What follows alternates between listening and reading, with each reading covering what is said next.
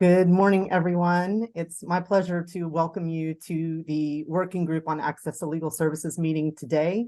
The meeting will be 3 hours in duration, starting now at 11 a.m., or specifically 11:05 a.m. Central, and running until 2 p.m. Central.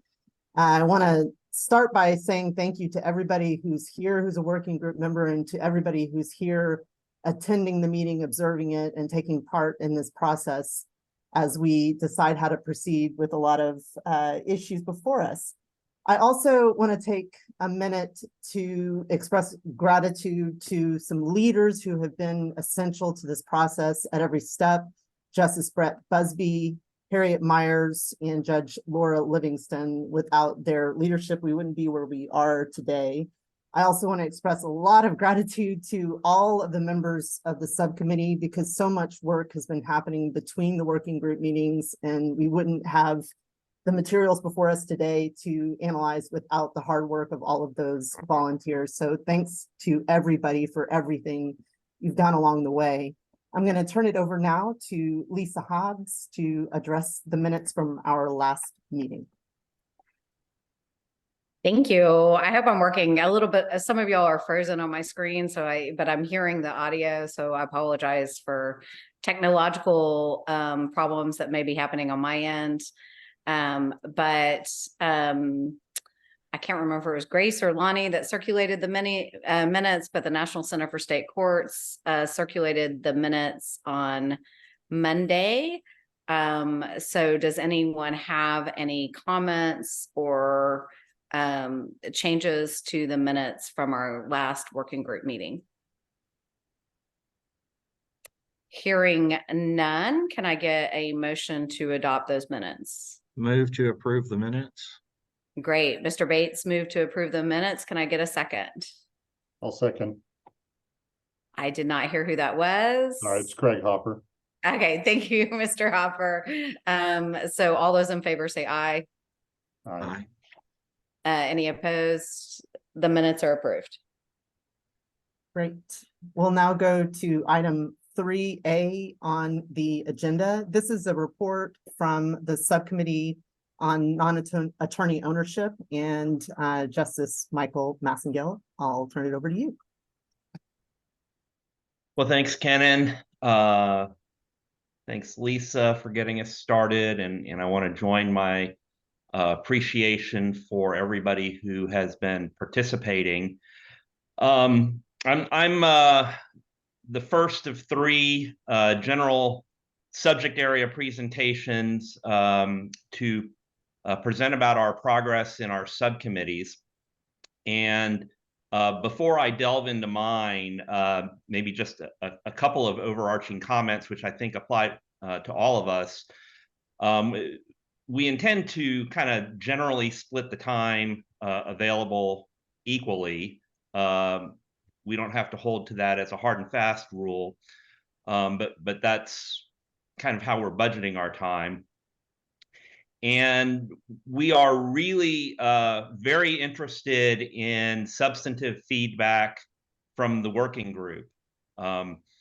Hopefully today during this meeting, because we've been off working in our subcommittees, and we've given you substantive reports on our status, which we hope you've had a chance to think about, but we'll be covering during this meeting. And we genuinely want your feedback about things that you may think we haven't considered or need to more fully consider, because as this process continues, we're going to be working towards presenting more fulsome versions of our work, ultimately for, we hope, approval by this working group, and then passing on to the full commission, Access to Justice Commission. And so now is a really great time to influence our work and have input on the product of the subcommittees, and whether it's actually during this meeting or after this meeting, which we also will welcome your input after this meeting. Now is really a great time to have influence in any way that you're not hearing us articulate during this meeting or in the work product we've shared with you. So as for me, I'm going to walk through the progress of my subcommittee, which is focusing on proposals for non-attorney ownership in firms that provide legal services. But I welcome interruptions so that we can discuss anybody's ideas at a timely point. I will keep an eye on the time and try to make sure that I don't eat up more than my share of the time. So with that,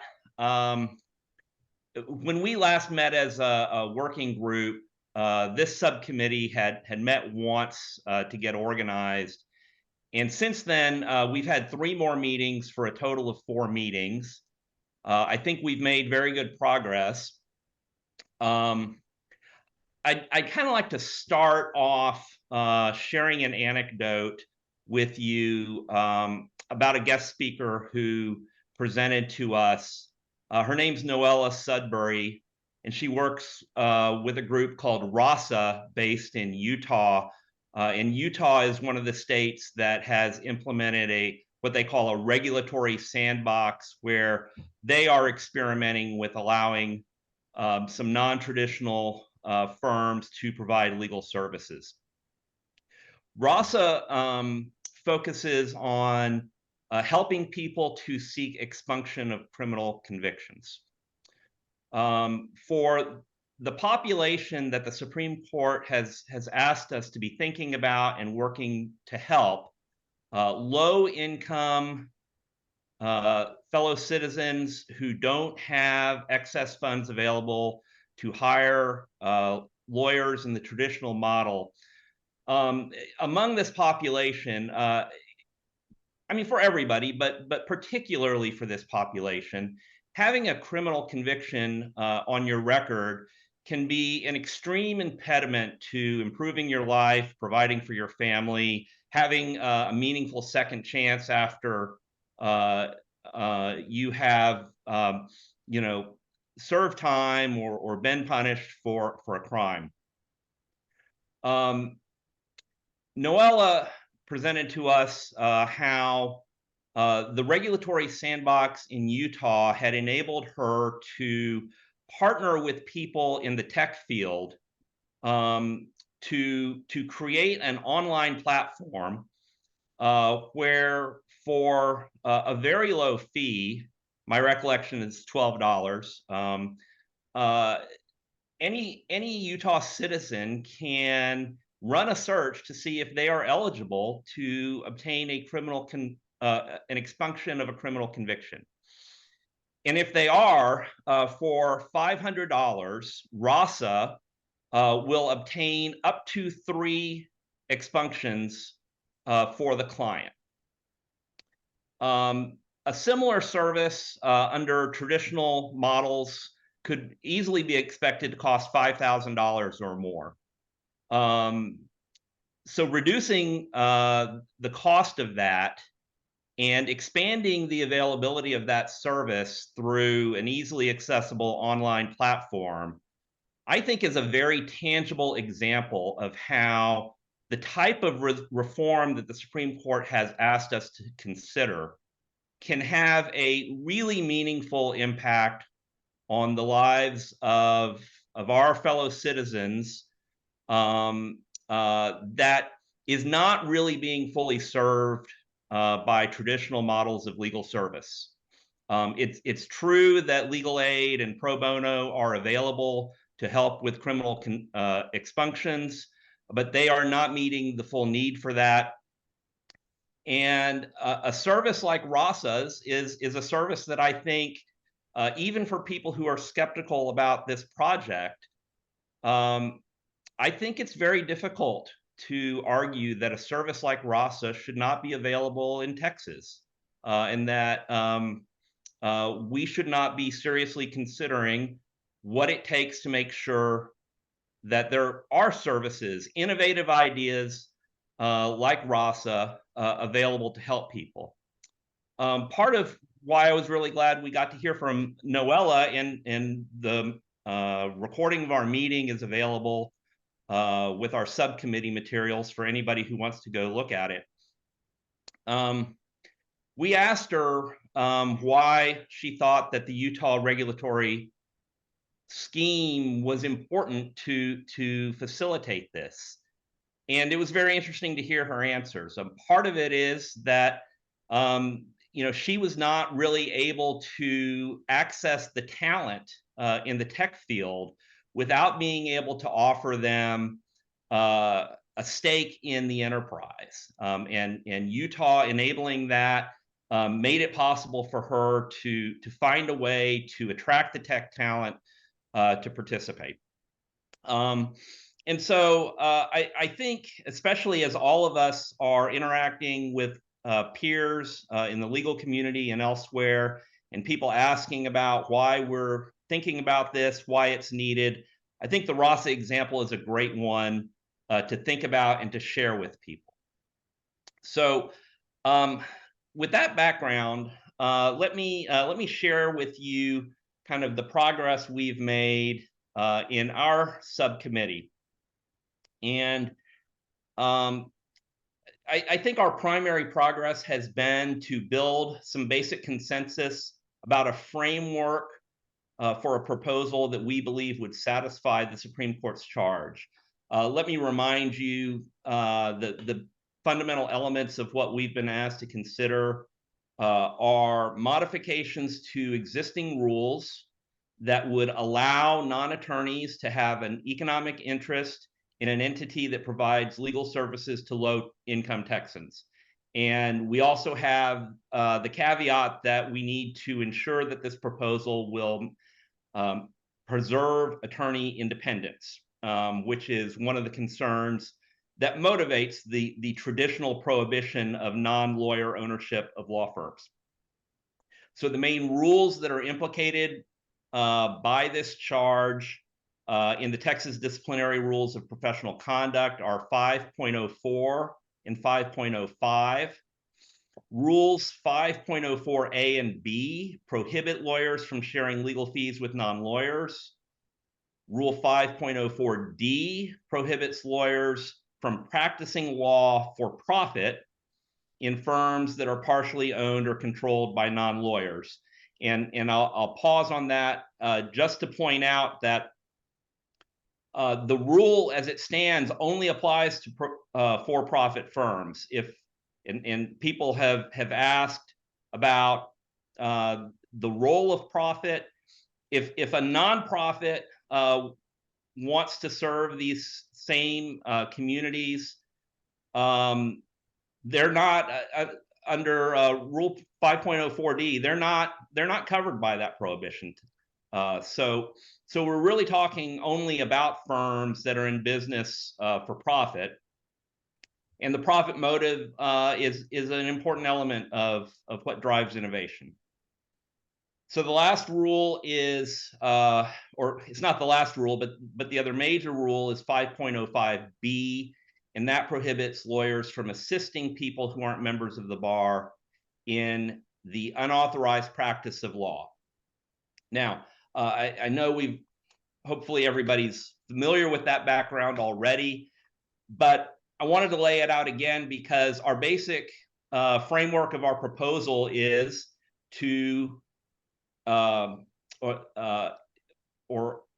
we would propose that the court might implement this new rule change is to create an exception to those rules that I just outlined.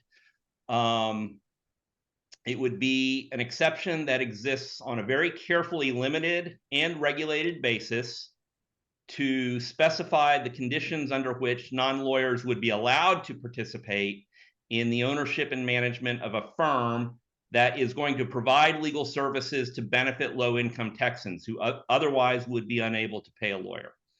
So our primary focus has been to develop a concept of entity certification and regulation for establishing the criteria to qualify for this exception.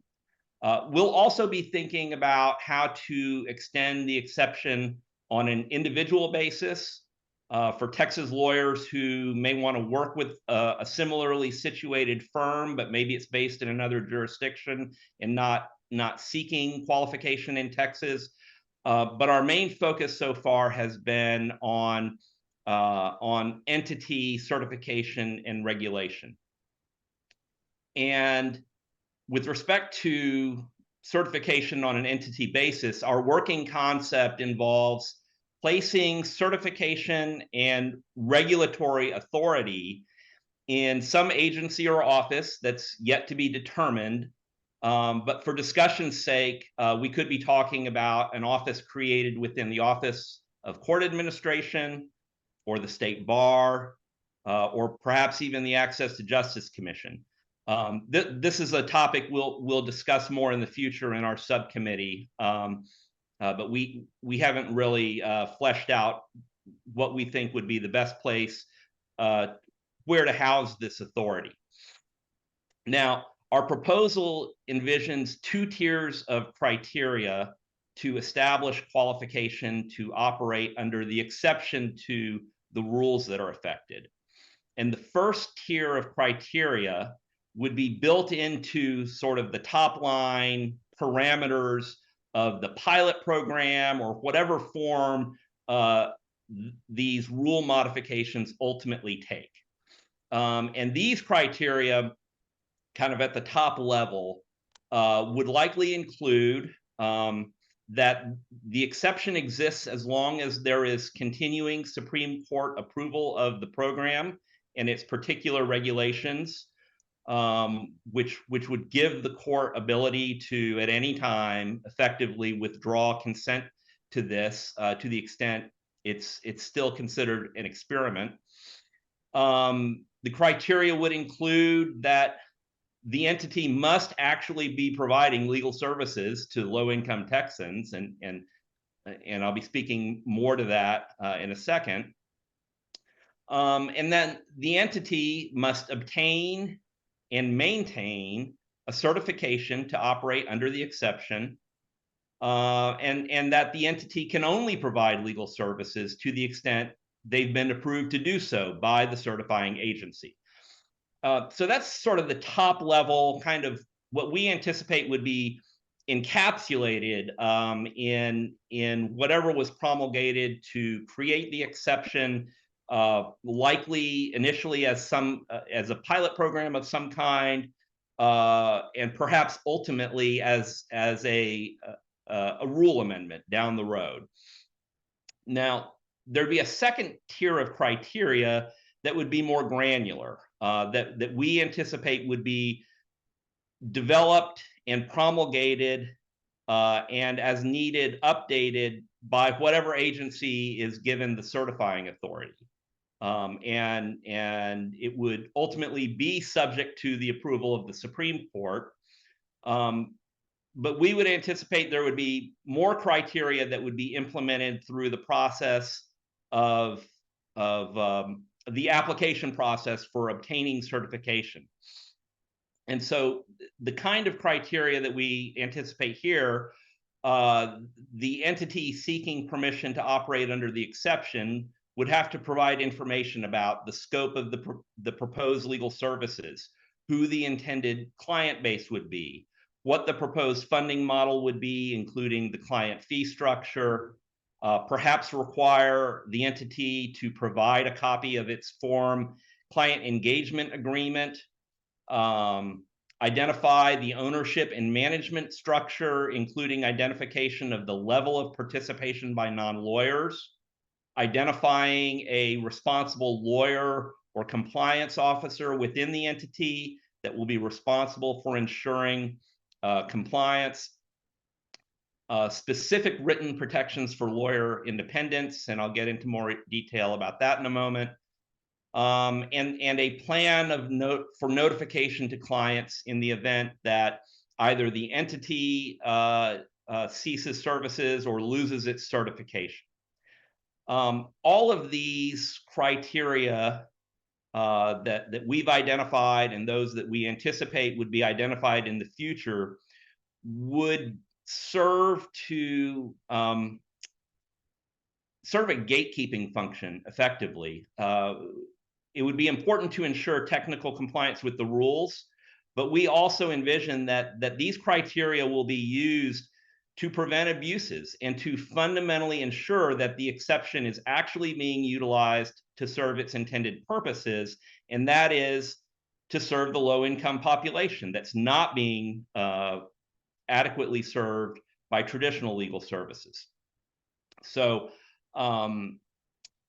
that's sort of at a high level the kind of thing that we anticipate entities would be required to describe and submit for approval to obtain certification to be able to operate under the exception.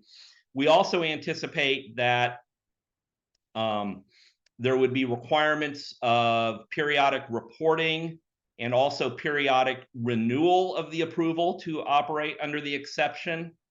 And so some examples of ongoing obligations that we anticipate might be required of these entities operating under the exception would be certification of adherence to rules that govern the legal profession. The same rules that govern the rest of us as lawyers would apply to the legal services provided by these entities. Disclosure of the fact of non-lawyer ownership and management to the public and to their clients. Disclosure to clients about whether they carry malpractice insurance.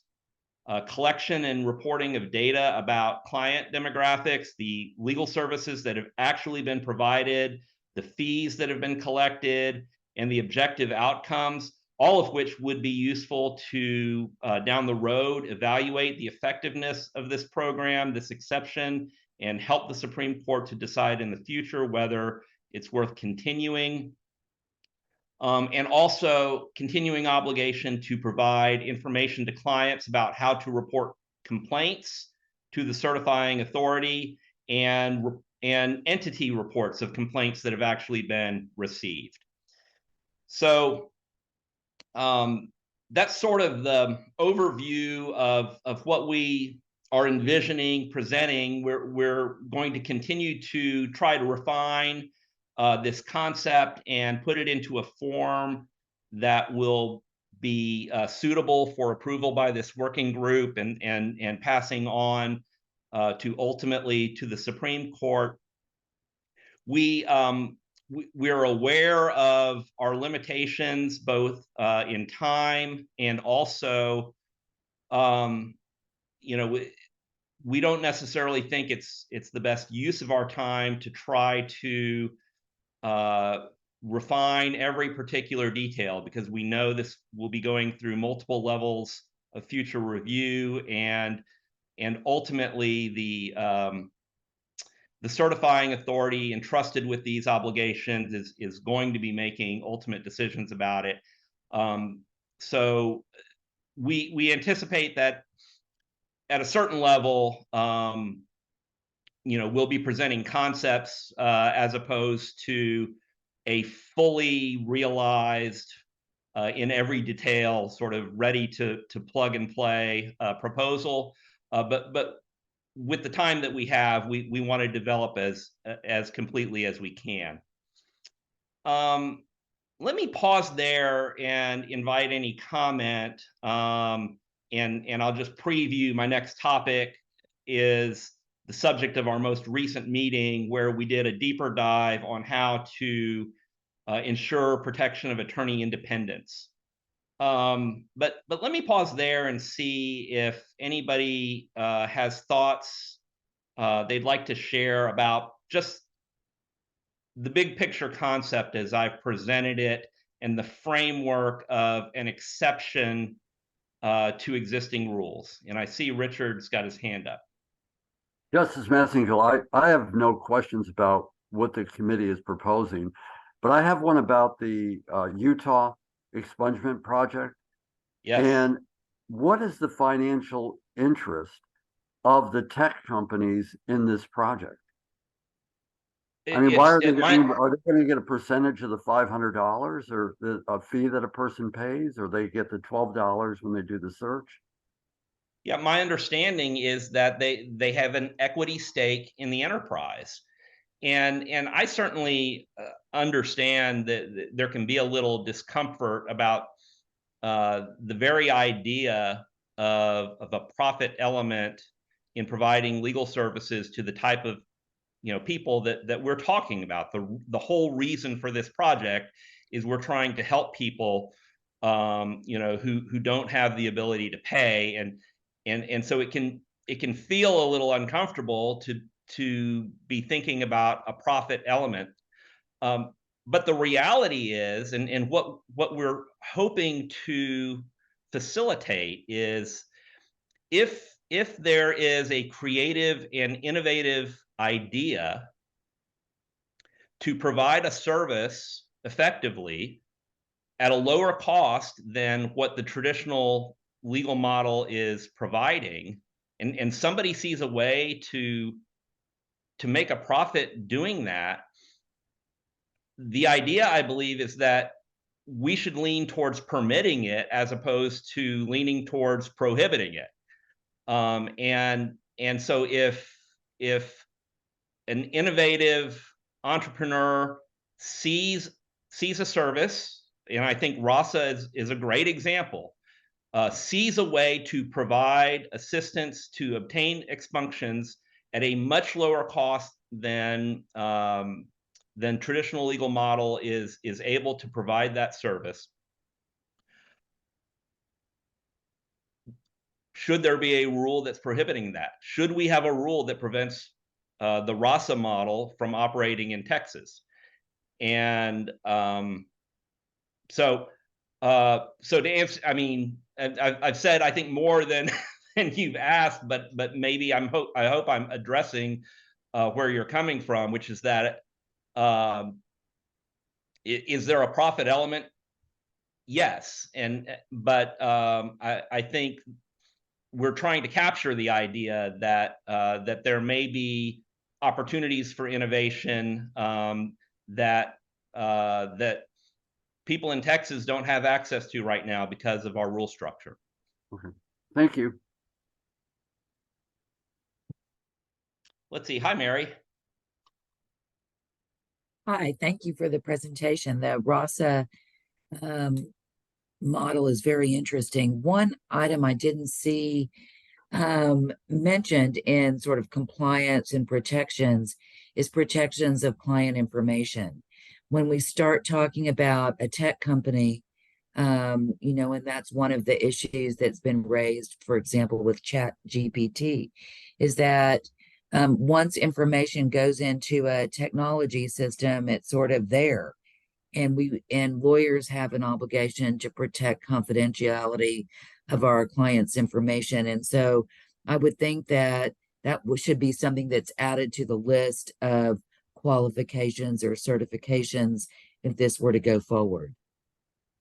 You are raising a very important and excellent point, and it is certainly, you can easily envision how somebody, I mean, when we think about how do companies like Meta and Twitter, how are they making money? And it's commonly understood, I'm no expert in this, but collecting data about people is very valuable. And the point you raise is an important one. I think that that type of revenue stream probably is incompatible with providing legal services because of the lawyer's obligation of confidentiality to a client. And we are addressing that already through the lens of attorney independence, because part of what we've discussed about protecting attorney independence is ensuring that the entity supports the attorney and acts consistently with the attorney's obligation to protect client confidentiality. But I think I agree with you that it is of such importance that it probably should be elevated to one of the things that's discussed at the level that I just presented it, and not relegated to sort of a sub point under attorney independence. So I appreciate the comment. Yeah, I thank you, and thanks for the response. I think that it can apply to any entity that is in any non-attorney, not just a technology company that's involved. So I agree, it's worth raising above the line as you continue discussions. Appreciate Super. your Thank you. willingness to listen. Oh yeah, no, that's very helpful. I appreciate it. Karen? Thank you, Mary, for bringing that up about the privacy. I think the data, as we've tried to work with tech companies, that's been where their interest has been. And so I think making sure that the values are aligned is really, really critical when authorizing this kind of activity. But the other comment I just wanted to make was the price point for the RASA services for the clients that we're assisting who have to qualify for our services. They have got to be within 125% of federal poverty guidelines to come up with a fee of $500 to expunge 3 offenses would be really difficult, and they would be facing choices, about whether they're what they're spending their money on, so while it's substantially less expensive than what services a private practicing attorney, can provide to the general public, it's still that at that price point, I think, is out of the reach for the clients that we're serving in legal aid. And so I just wanted to, kind of bring that frame of reference. Sure. No, that's a very good and helpful comment. Let me just part of what Noella shared with us about RASA is that I think many of their clients have access to their services without even having to pay the $500.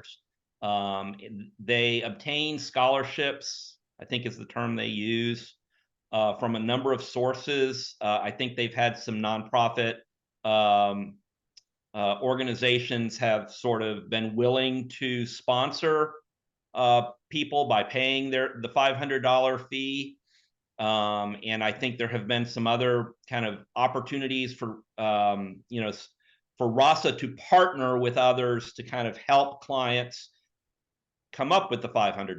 So the $500, it may be necessary kind of from a business standpoint for RASA to sort of come up with a business plan and a revenue model that, justifies the investment to create the website and to get everything going.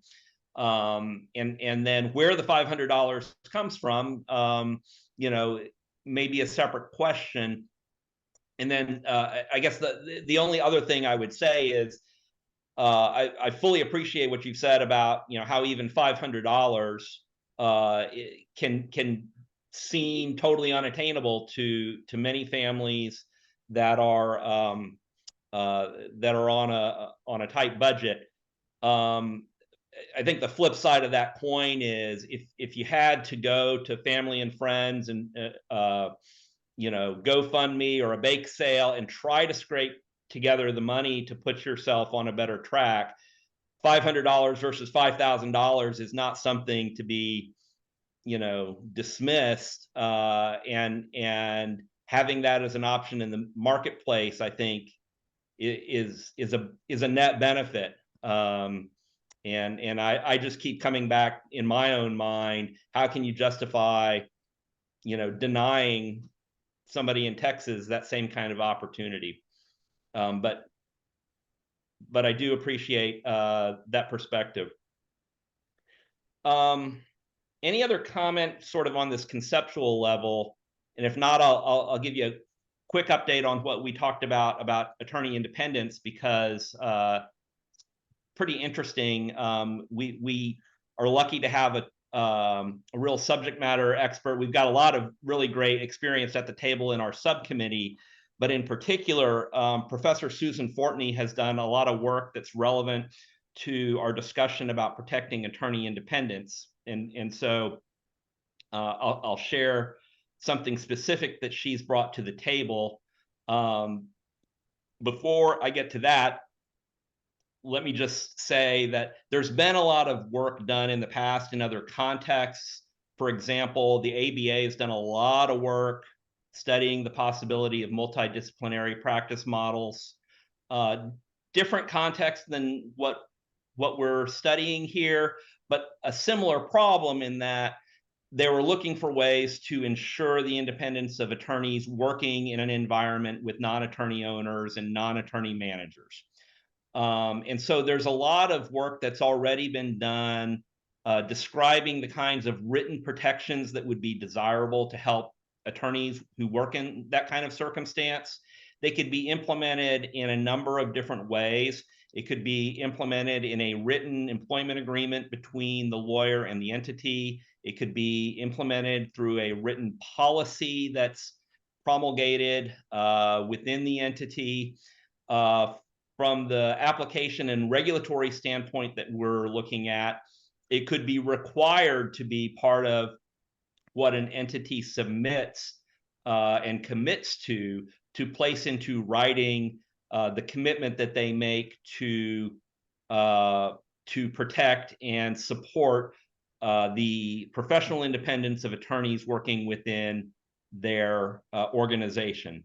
And so the types of specific assurances that could be embodied in any of these forms that I just mentioned include committing to not interfere directly or indirectly with the independence of professional judgment by the lawyer, protecting the lawyer's professional obligations to maintain proper work standards, make decisions in the best interest of a client, maintain client confidentiality, as we were just discussing, appropriately segregate client funds,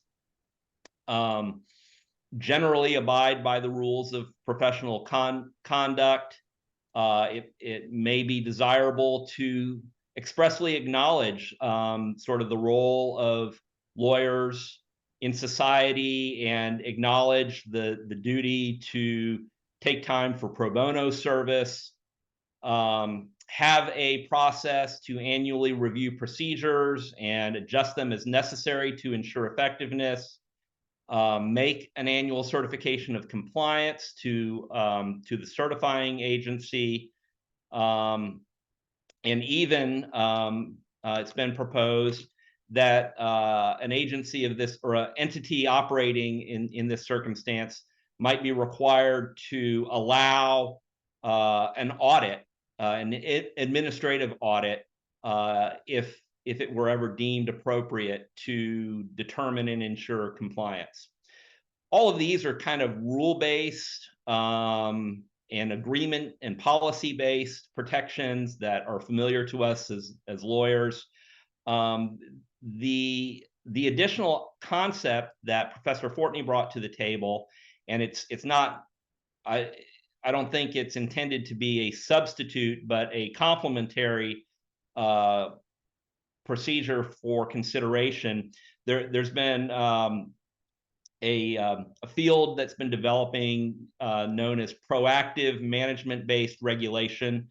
It's been implemented in Australia, where it's been studied by Professor Fortney, and several United States jurisdictions have implemented it in different ways. And what this concept entails is basically self-assessment by an entity to determine if it has effective systems in place to ensure compliance. And there's generally a list of 10 different areas where you basically go through a checklist and do a self-evaluation, a self-assessment of sort of the health of your entity on these compliance measures. And then you create a support structure in which once the entity has gone through this process and identified perhaps some areas of weakness or where some additional attention is needed, it can be constructively and proactively addressed to improve the entity rather than addressing it in the context of, somebody identifies a rule violation and then, a question of whether there should be some sort of sanction or it's like a disciplinary type process. It's instead a more constructive and self-assessment driven. I thought it was very interesting. There's been a lot of work done in this field, and I think it merits further consideration. So that's something that we've been talking about. Kind of last thing, our remaining work. I think our biggest thing that we haven't done a sufficient deep dive on is talking about whether there are other criteria that we want to recommend, probably in the category of restrictions or prohibitions of what these regulated entities might be permitted to do. And what I have in mind is, are there practice areas or specific types of legal services that we might want to suggest really are not suitable for entities operating under this exception? I am expecting that we're going to draw heavily on a lot of the work that's already been done in Kennon's scope committee to inform that conversation. And in particular, we're aware that there's been a very good and constructive conversation with the family law lawyer representatives, and we want to draw on the good progress that's been made there. So so that's sort of one meeting we still need to have, and then, as I mentioned before, just further refinement of the document that we shared with you into sort of closer to the form of a proposal that would be suitable for approval. So that's kind of the work that remains for us, but I feel very good about the progress we've made. And I really appreciate all the comments that I've gotten so far here during this meeting. And if any of you, including anybody who's attending and not a participant in our discussion here on the Zoom, any kind of input is welcome. And as I said at the outset, this right now is really the perfect time to share your ideas with us, because this is where we're putting it all together right now, which is not to say there won't be ample opportunities in the future, but this is a great great opportunity to get your ideas considered sort of at the ground level. So happy to take any other comment or question right now, but that covers what I was hoping to share with you today.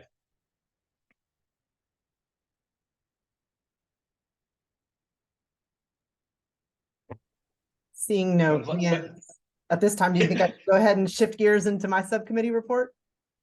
Yeah, it sounds like I may be off the hot seat. Let me say, because I don't remember anybody else saying it, we are conscious that this is a 3-hour meeting over the lunch hour. If anybody feels like they need to turn off their camera for a comfort break or to eat a sandwich, please do. We are just so thankful that everybody's taken the time to participate today. And we genuinely invite and look forward to receiving your input. So thank you. And thank you so much for saying what I should have said at the beginning about breaks. I echo all of that and the gratitude. I'm going to shift into a report from my subcommittee, which is referred to in shorthand as the Scope of Practice Subcommittee. And then after I give this report and hear from the working group members, we will have the 10-minute break that's on the agenda. So to orient everybody in the materials that you received as a PDF, our subcommittee memo begins on page 24 of the PDF. And you'll see that in the memo, we begin with some background information just to, again, give people context, and also in light of the fact that we have some attendees with us today and probably who will receive and review this material who may not have that background. So In the memo, you'll see that there's a reference to all three of the subcommittees and just an overview of the tasks of each of the subcommittees so that everybody will know who's supposed to be doing what along the way. Because we appreciate that there's some overlap and maybe some confusion if we don't spell it out. So again, that's on page 24 of the PDF in both the body of the second full paragraph and in footnote 1. If you go to the next page of the memo on page 25 of the PDF, you'll see some information about how this particular subcommittee was formed and why we have the members we do. So what we did was looked at existing data and talked with stakeholders about where the greatest need exists in terms of access to justice. And the data that's out there, I would say, is good, but could be more robust. But what we can tell from existing data is that there are many, many self-represented litigants. The number is increasing over the course of time, and we can see the subject areas where the numbers of self-represented litigants are high. And we also, in regard to the conversations with stakeholders, I want to recognize Karen Miller and the Texas Legal Services Center in general for the information they provided from the website Texas Law Help about the inquiries they receive and other pertinent data. So from the existing information we have about the access to justice gap, we identified 4 primary areas of law where we perceive the greatest need for increased access to justice for low-income Texans. And to be clear, this is looking at Texas law and identifying the greatest need. And the categories that stood out with the greatest need were family law, housing or landlord-tenant law, consumer debt, and probate or estate matters. So those are the areas where the greatest need was identified, and there was an intentional effort to get people on this subcommittee who have expertise and experience in those areas so that we would hear from learned people along the way about what could be done through paraprofessionals to increase access to justice in the respective areas. In case you all want to see a roster, we do have a roster of the subcommittee members as attachment 3 to our memo.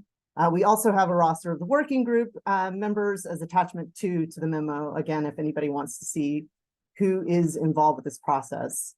So what we did at the subcommittee level to maximize our productivity and efficiency is we further divided into subgroups. And the 4 subgroups in shorthand are referenced in the memo, page 25. We have the family law subgroup, we have the housing subgroup, we have the probate subgroup, and we have the consumer debt subgroup. And those subgroups worked a lot between subcommittee meetings to develop recommendations. We have 2 subgroups that have written recommendations appended to the memo for discussion today. That's the family law subgroup and the probate subgroup. The other 2 subgroups are hard at work to develop recommendations that we will bring back to the working group as promptly as possible. Some other people that I want to recognize for their efforts and also resulting work product. We have Katie Fillmore, who's a member of this working group and is also on the scope of practice subcommittee, who's done great work in researching existing statutes and rules and how they might impact what can be done with paraprofessionals to increase access to justice. We also have in our subcommittee, Professor Sean Slack from ACC, who heads the paralegal division there, who has done a good amount of work in looking at the community justice worker model that we learned about as a working group from Alaska earlier on, and seeing how that might come over to Texas and help us increase access to justice here, again, with assistance from paraprofessionals and also working with nonprofit entities. In the memo, you'll see starting on page 25 and carrying over to page 27, a high-level overview of the 4 meetings we've had as a subcommittee with links to materials so that you can get additional information if you choose to delve deeper beyond the high-level summaries. And then you'll see on page 27 an overview of what we expect to do going forward. As I indicated before, we expect that we'll have written recommendations from our consumer debt subgroup and from our housing subgroup in the near future. And then we also expect to have some additional feedback for you on how that community justice worker model may come over and help us in Texas for increasing access to justice. Before I turn it over to our leaders of the subgroups to talk more about the written recommendations, I just want to make a couple points so that everybody is clear. First and foremost, as Justice Massengale indicated at the forefront, the focus here is on increasing access to justice for low-income Texans. That is the particular group we're looking at. Some of you who have heard about the Justice Gap, know about the Justice Gap, appreciate that it's really bigger than just the individuals who are considered to have low income. It goes beyond that to people of modest means, as we say, who can't afford the going rate of legal services in Texas. But again, for us, we are focused on the low income Texans, the people who go to legal aid and can't get help through legal aid, the people who really don't have the ability to pay lawyers and many times don't have the ability to get free legal help either. Another thing I want to focus on at the forefront is that it's become pretty clear at the subcommittee level that there are differences between what is perceived to be doable by a paraprofessional with attorney supervision and without attorney supervision. And you'll see that in the written recommendations. That's a clear demarcation. As many or all of you know, we currently have paralegals in our legal community doing a lot of things with attorney supervision, and that's something that's already addressed in our ethics rules and permitted. But when we think about what could paraprofessionals possibly do without supervision, you'll see in the written recommendations that's a narrower subset, if you will. And when we hear from Lisa Hobbs later on with her subcommittee, I think it'll become more evident that when we talk about what could paraprofessionals do without attorney supervision, the idea is that those paraprofessionals operating without attorney supervision would have to be licensed, qualified in order to do the work without attorney supervision. People who are familiar with paralegals generally will know this, so apologies to those of you for stating the obvious, but one thing I've come to appreciate along the way is that paralegals can vary quite dramatically in terms of their experience and their expertise. Just by way of example, you can have a paralegal who has not been board certified in a particular subject matter, and you can have a paralegal who has been board certified in a particular subject matter. And the difference between those two in terms of expertise can be quite dramatic.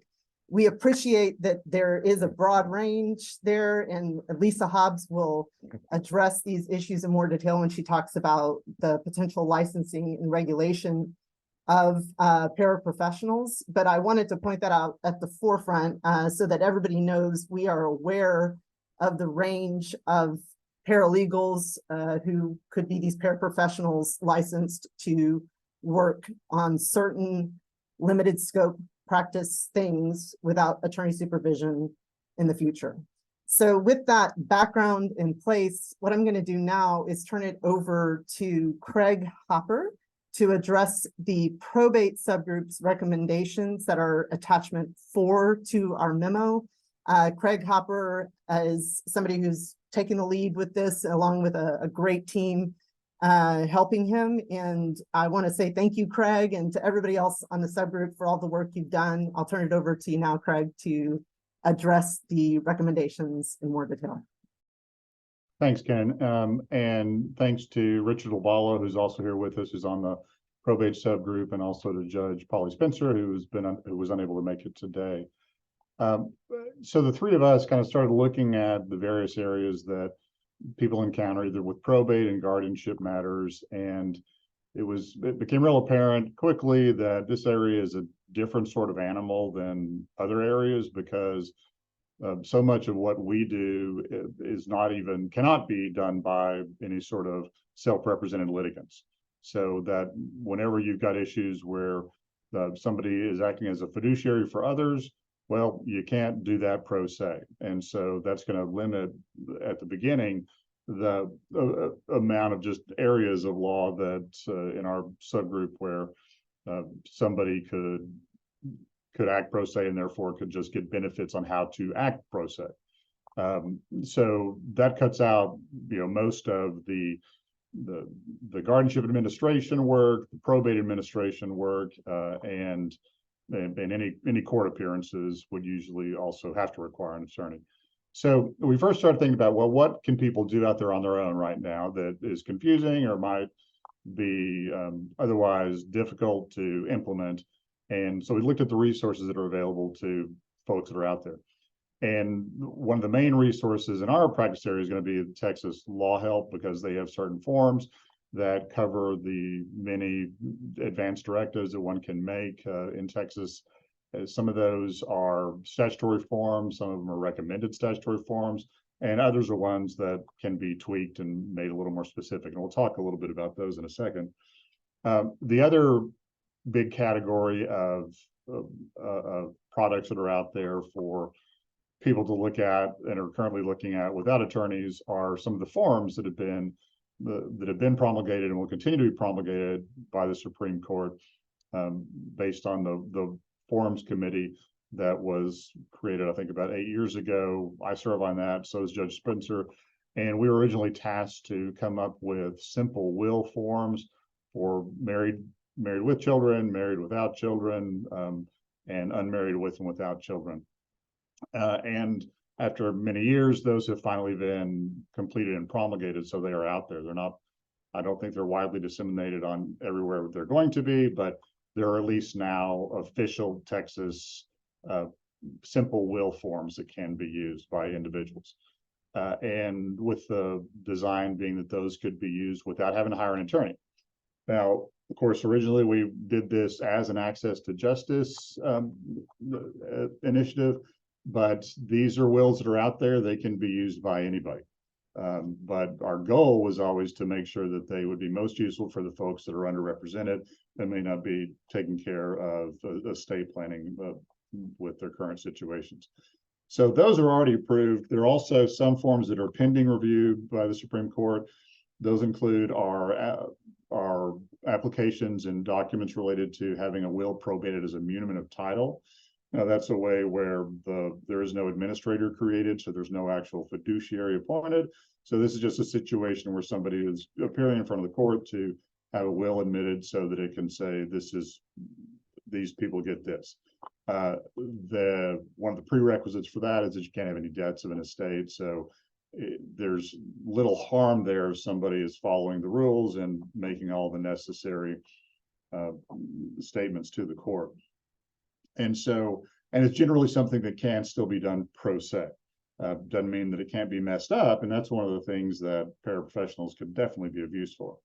But muniments of title, we got those forms, they're pending. Hopefully they will be available in the next couple of years, but those are done. As are a small estate affidavit, and this is something that is available for people who die intestate and have small estates, and you can have an affidavit prepared and approved by the court so that it can be used to transfer these small estates. And it can't be an insolvent estate, and there's all sorts of requirements for that. It's a complicated form, even though it is designed for folks that do not want to see complicated forms. And so we worked really hard on trying to simplify that I think we're as successful as we can be, because sometimes you just can't make difficult things simple.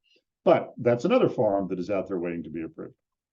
And so, and right now we're working on, we have not submitted this yet, for a transfer on death deed form, so that can also be used as a probate alternative, so that if it's a family where you only have, where the primary asset is going to be the house, and that's all that needs to be transferred, perhaps, then you can do a TOD, transfer on death deed, instead of having to go through a full will preparation process. And so we're working on that.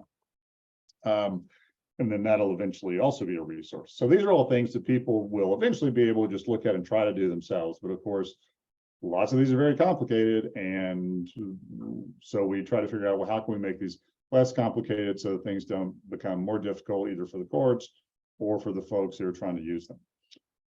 In addition to what, and so as part of those resources, I mentioned that Texas Law Help has some forms that are statutory creations and have been around for a while, and that's the Roman numeral 2 of our recommendations. We discussed those, and some are very simple, like a HIPAA release where you're just saying I appoint such and such to have access to my medical records. That's a pretty simple concept. But then we've listed 12, and so you get to the point of the meaning of title application where there are specific pleading requirements, and you have to have a hearing, so things can get more difficult. And so out of that range, that includes the HIPAA release, reports of the person in a guardianship, and this would be a situation where you have a guardianship of the person only. And so usually what will happen there is that a parent has to file annual reports of the person to say, this is what's happening with the ward, and this is what the condition is, this is whether or not something needs to be changed. So it's a way to check in with the court in order to get your letters of guardianship renewed. So for any person who's incapacitated and doesn't have a guardianship of the estate.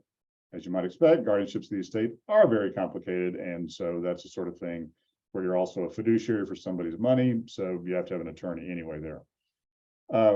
Other forms, the medical power of attorney, that's a statutory form that is mandatory. So that's really one of the easiest ones out of here because you can't deviate from it. Then there's also declarations of guardian where you can appoint a guardian to be your own guardian if that's ever necessary. There's directives to physicians, another statutory form.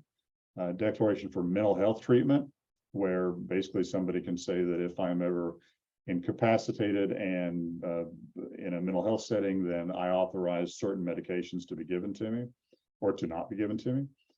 There's a supported decision-making agreement, which is something that somebody who is not incapacitated, but who might be intellectually disabled can complete and appoint somebody to assist them in making decisions. And so this is still a relatively new creature, but it's something that can be used when you don't need to have a guardianship, but somebody wants to create a relationship with someone else to assist them and gather information from other sources, and which also is a fiduciary relationship, though. That's originally it wasn't in the initial law, and that's been revised so to clarify that it is a fiduciary relationship. So even though it's you're appointing a helper, that helper cannot help themselves, So but that's a standard form under the statute. It can be modified, but most people are just using the form that's there. There's also the statutory durable power of attorney. That's the financial power of appointment. And so now we're starting to talk more about money, and it becomes a little more important to have either higher levels of paraprofessionals or a requirement of attorneys involved. So with the financial power of attorney, you're appointing somebody to be in charge of assets or to make decisions with your assets if you delegated them to do that. Then we have the transfer on death deed, which we talked about, small estate affidavits, the simple wills that we talked about earlier, and finally the amendments of title. So that's generally our take on what is simplest and most complex. And so that overshadowed our recommendations as to who can really do what. And so there are some that we knew that most likely are going to require lawyer supervision. So we didn't see a way for a paraprofessional to easily be involved. A lot of these also are ones that are going to deal with substantial estates. So it's past the scope, I think, of our committee anyway, to try to figure out how to help rich people with their problems. But that includes the fiduciary duty explanations, where someone is going to be owing new duties, and so they need to make sure they don't violate those so they don't get sued. Tax issues for tax planning wills. So, if your estate is over $13 million, you might owe an estate tax. That's probably not what we're concerned about here. The community property issues that are involved in some in wills, but definitely in small estate affidavits, because one has to identify assets. The characterization of those is, it's a complicated subject that that is not something that can easily be done by, for example, a fresh paraprofessional. And anything that deals with liability issues, and that includes a small estate affidavit, because somebody's signing that under oath, and even the witnesses are responsible for any damages that occur because of any misrepresentations, even if they're not the ones making the misrepresentation. And also with, of course, the financial power of attorney. So those are ones that we think probably we're going to be difficult to have those fit in within what we're trying to do. And there are some tasks that we left on there to say that these are ones that definitely you have to have lawyer representation. Part of that is because there's case law that says that if you're acting as a fiduciary for somebody, you cannot appear pro se. So no statutory probate court is going to even allow somebody to show up pro se, for example, to probate a will and have themselves appointed as administrator. And so those are things like the probate administrations and guardianship applications are off the table for paraprofessionals. Guardianship accountings, by their nature, that means that somebody's got an estate that has to have an accounting for. So there are finances involved, and they can be very complicated. Doesn't always necessarily mean there's a lot of money, but they can always be very complicated. So that's the sort of thing that I would think that lawyer representation is almost essential for. And as I think we've discussed other things, court matters that are at all contested need to have counsel present. So what does that leave us with? Well, we had determined kind of two basic categories, the paralegals and other paraprofessionals, and we're assuming that the paralegals have more training on these issues than just the other paraprofessionals category, but that the paralegals that are certified with whatever certification we come up with, they could be useful for preparing muniments of title applications and helping walk clients through that process. They would be able to advise on small estate affidavits and make sure those get filled out appropriately. They could advise on the simple will forms that have been promulgated, and that they could advise on surrogate decision-making agreements and statutory powers of attorney. The financial powers of attorney. As long as it's, as long as they can clearly explain to people what a fiduciary is, which is the key there. And other paraprofessionals who don't need to have all that sort of training could deal with some of the other statutory forms like the HIPAA documents, the annual reports of the person and guardianship, declarations of guardian, declarations of mental health treatment, and the Todd form once that is finalized. And all of those, any of those efforts would certainly help out the courts, because these things, which can currently be done by people without any advice of counsel, have a tendency to bog down the courts when the court has to review something. Somebody prepares their own will, makes a mistake, now it's not self-proven, and you got to go through all these extra hoops, things like that. So it's definitely a service that would be useful for folks. So that's the summary for our recommendations. Thank you so much, Craig. Does anybody have questions or comments they want to make in regard to that summary?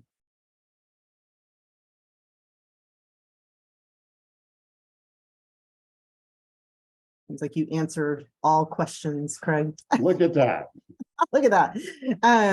One thing that I probably should have said when laying out our process and next steps is that the idea is, with this working group's input in hand, we will take the recommendations from the subgroup and convert them into proposed rule content. Exactly where that goes in the rule books is something that remains to be determined, but that's the process envisioned going forward. So that's why it's really important to get your feedback on the recommendation now, so that when we put pen to paper on actual proposed rule content, we know that we have considered the feedback from the working group along the way. And I should extend this to not just the working group, but everyone who's with us today, everybody who watches this later. If you have feedback you want to share, we would love to receive it. As Justice Massengale said, this is a great time to speak up and say something if you see something that should be different in your mind. All right. Nobody else has any questions or comments on the probate subgroup recommendation, which, by the way, was approved unanimously by my subcommittee. We'll move on to the family law subgroup recommendation, which is attachment 5 to our subcommittee memo. The substance of it begins on page 38 of the materials. This particular recommendation has been voted on by the subcommittee. My recollection, though, Jonathan Bates, please correct me if I get it wrong, is that it was approved 18-0 with no votes opposing at the subcommittee level.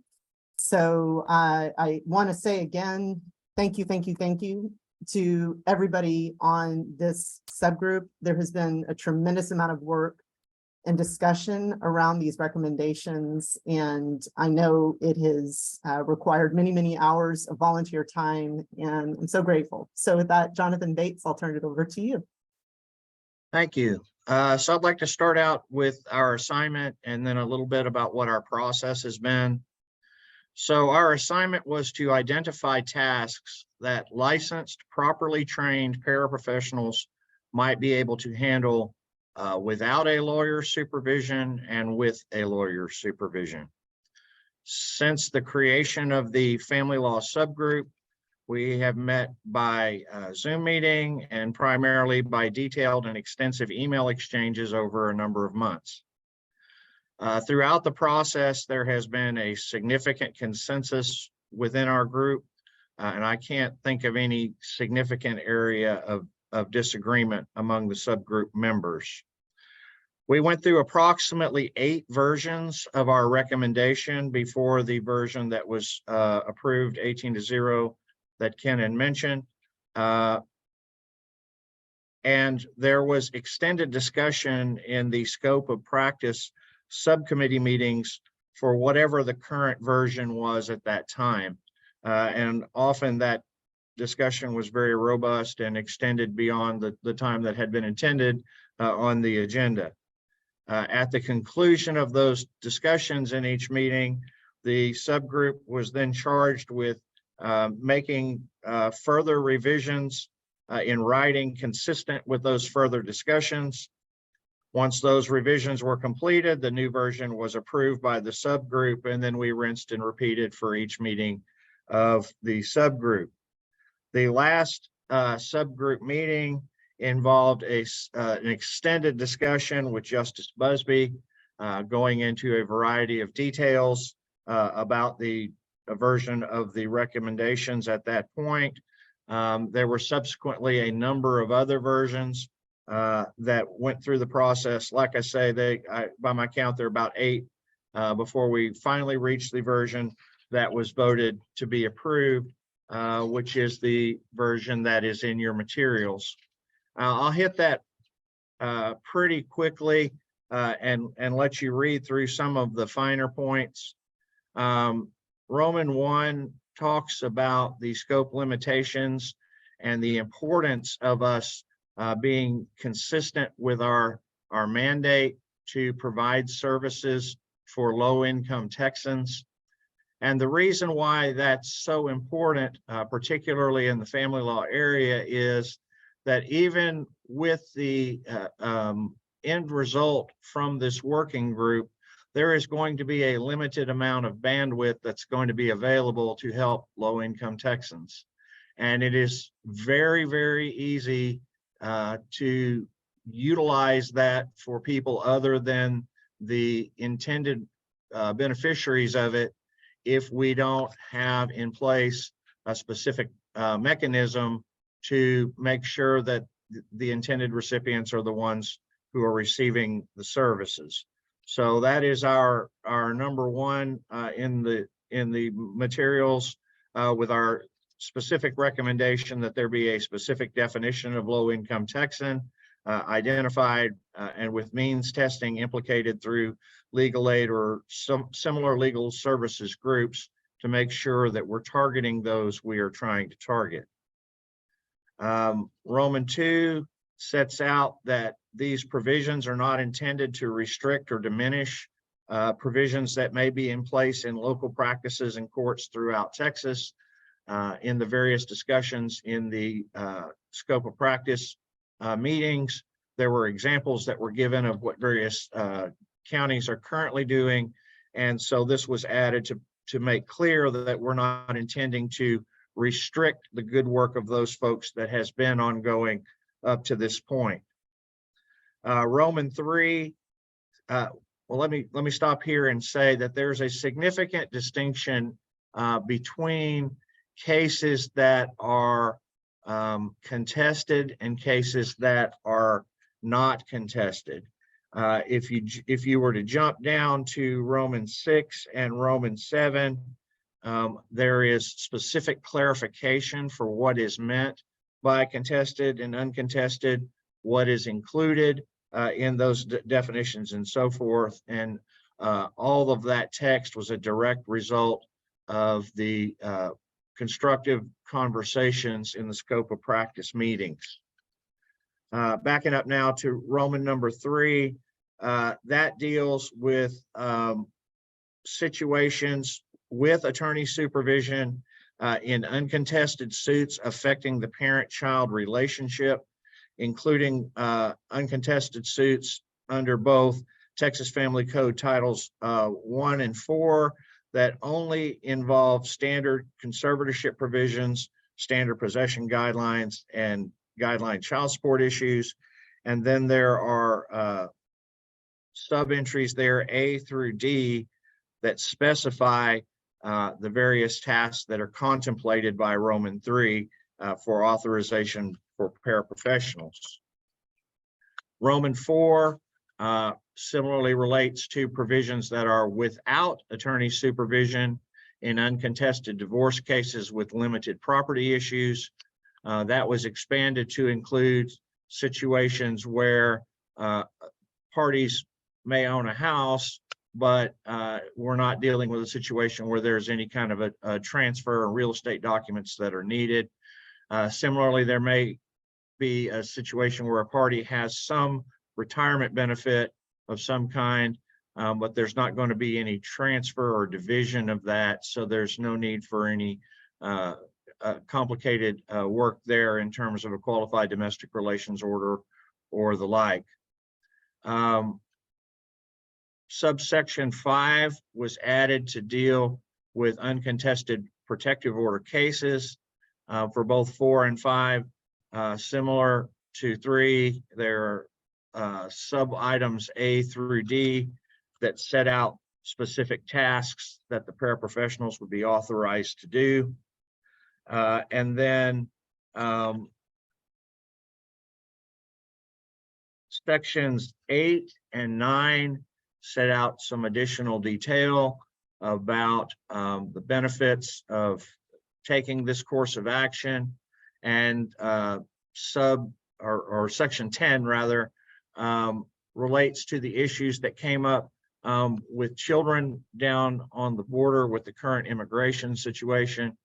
And those of us on the subgroup being family lawyers or judges dealing with family law cases, and I'll speak for myself, I'm not in any way qualified to deal with immigration law.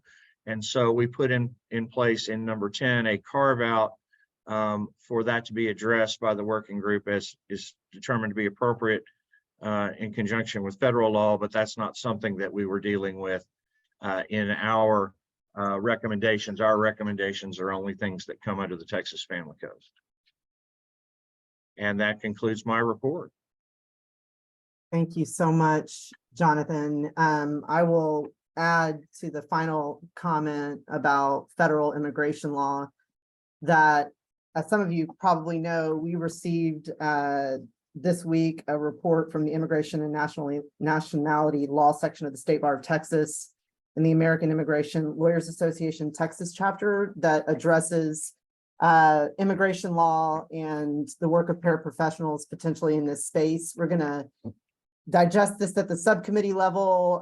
We will send it to the full working group membership so that you all have what we have. But again, it is focused on the immigration issues that, as Jonathan has mentioned, have not been on the table for us thus far. We've been focused on the state family law issues in this realm. So any questions or comments for Jonathan about the family law subgroup recommendation?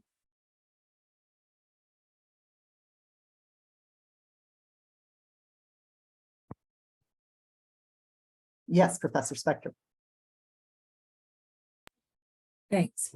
That was really thorough. I'm not a family lawyer, but something does come to mind because I do represent through our clinic people who are in the demographic of low income, and that the caution about contested versus uncontested.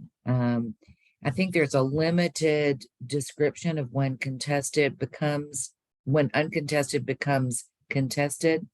What I worry about is the situation where a party may go to a licensed paraprofessional and doesn't think there's property, or doesn't think, may not have ever contemplated that she's entitled to some of a retirement fund. And so that there could be, where they think it may be uncontested, I mean, the person may have advice that says, well, you could be entitled to a portion of that, and then it becomes contested. What happens then? Well, Or is that too granular at this point? well, no, it's contemplated by the recommendations. I mean, if something falls into a situation where it is legitimately contested, then it's outside of the scope of what we're doing here, and that's set out there. I would point out that exactly what you've described is common in my practice. Often there are people that come in and think they're going to have an agreement, and in fact, it turns out that they don't, at least for a time. But we were very thorough in discussing the things that we are concerned about, a potential for significant harm. And that's the reason for the distinction between contested and uncontested in terms of things that are likely to be able to be handled well without additional risk. And I'd point out that risk is not just to the low income Texan who might be poorly served by inadequate representation, but you also could create a situation where you're creating a lot of malpractice actions for the paraprofessionals, because you're putting them in a situation where they're acting in something that's is broader than what they should be sent to go fight off and deal with.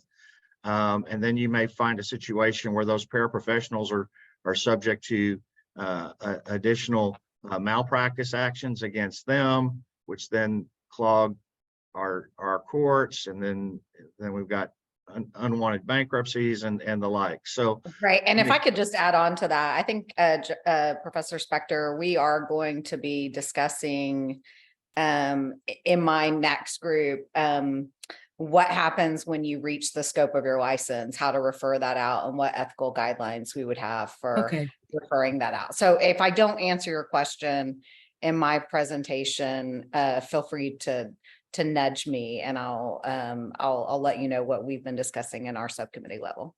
Well, part of my question is on the 7, you have 7A and B. And so I just, and you can tell me, Lisa, whether this would be covered, whether a party communicates to the paraprofessional that they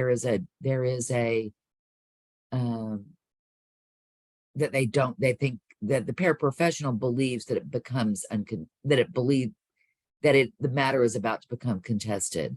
I just wonder if that's something that's the point I wanted to raise. Right. I think we're going to address your concerns in the. Okay, great. But if we don't let's regroup. But that touches on a couple of things within subcommittee, the licensing subcommittee. So if I don't touch on that, I think I will. But if I don't, And I see Ellen Lockwood just got on camera too, because she's been my ethics expert from the paralegal standpoint. But I do think we touch on that in the subcommittee to report. And I was just going to add, and I don't want to get any deeper into it too, but currently paralegals often are answering questions about, say, procedure or things like that, or information that they can easily give without crossing into UPL for clients all the time. And paralegals already have to know, even then, now this question is straight into area that involves legal advice. And so now I have to stop and get the Right. attorney involved. So we already deal with that as paralegals now, just in our day-to-day jobs, you know. So hopefully the people that would be these licensed paraprofessionals would already have a familiarity with where lines are and knowing when they have to stop and say, it's time to get someone else involved, an attorney involved. Thank you. Any other questions or comments at this time? Well, we are not quite done with this subcommittee report, but I think it's time to give people a break from Zoom. So if it's okay with the chair of the next subcommittee, Lisa Hobbs, we will resume just a little bit into the time after the break, but also be respectful of the time you need to complete your report. Absolutely. I welcome it. Thank you so much. Okay, we will take a break now and come back together at 12:41. All right, welcome back, everybody, from the break. We left things with an opening for questions and comments for the report provided by Jonathan Bates. We didn't have any before the break. Any more now? All right, we will then shift gears and I'll turn it over to Katie Fillmore to provide an overview of the research she's done and the findings that have come about from that. There is a memo that she has helpfully provided that is appended to the subcommittee memo as attachment 6. I'll turn it over to you now, Katie. Thank you. Thank you. And just to add to that, in the PDF, it starts on page 42. What I did was I conducted searches of all existing statute, as well as the rules of civil procedure, appellate procedure, and disciplinary rules of professional conduct for particular search terms relevant to the scope of practice committee. The terms that were used were paralegal, paraprofessional, authorized agent, assisted representation, and notario. From those, I found various existing law that may cause conflicts with what we recommend. So it's important that we keep these existing laws in mind. For instance, it's against the Texas DTPA, as well as the law applying to notaries to use the term notario, because in the Latin community, that is someone who has something akin to a license to practice law. And frequently in the Latin community, these types of people help with immigration matters. So it is currently under Texas law illegal to use that term. And if we are going to provide some type of license that is an ability to practice law without a law license, we should keep in mind these existing laws and perhaps misconceptions that might occur because of what exists in Latin countries. The term authorized agent, as we discussed, is in past meetings is used in the Texas Property Code and the Texas Rules of Civil Procedure to allow for someone in JP court in eviction cases to represent someone with that person not being a lawyer. So I examined the law in other regards for those terms, and authorized agent is used multiple places across the statute, but presumably with different meanings. For instance, it's used a lot talking about an individual who's authorized to act on behalf of particular government entities, as well as authorized agent for service process. So we believe that authorized agent in the context of this JP non-lawyer representative means something else. I spoke with ATJ Commissioner Judge Nick Chu about how it is used in his JP court.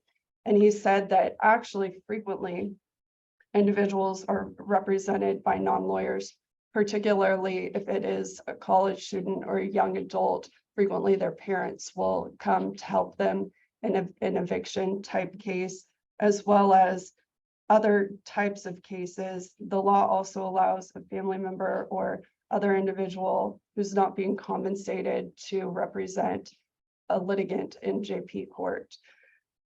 He typically either requires the party to, on the record, say that this is my representative, or have something in writing saying this is my representative.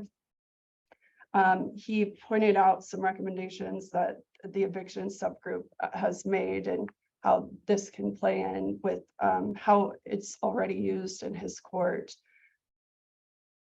I did find one AG opinion from 1986 that said that the authorized agent for purposes of this statute must be an individual and not a business entity, which seems to conflict with how it's currently used in Judge Chu's court, because he said that there are companies like one called Nationwide Eviction that utilize non-lawyers to assist the landlords with eviction suits.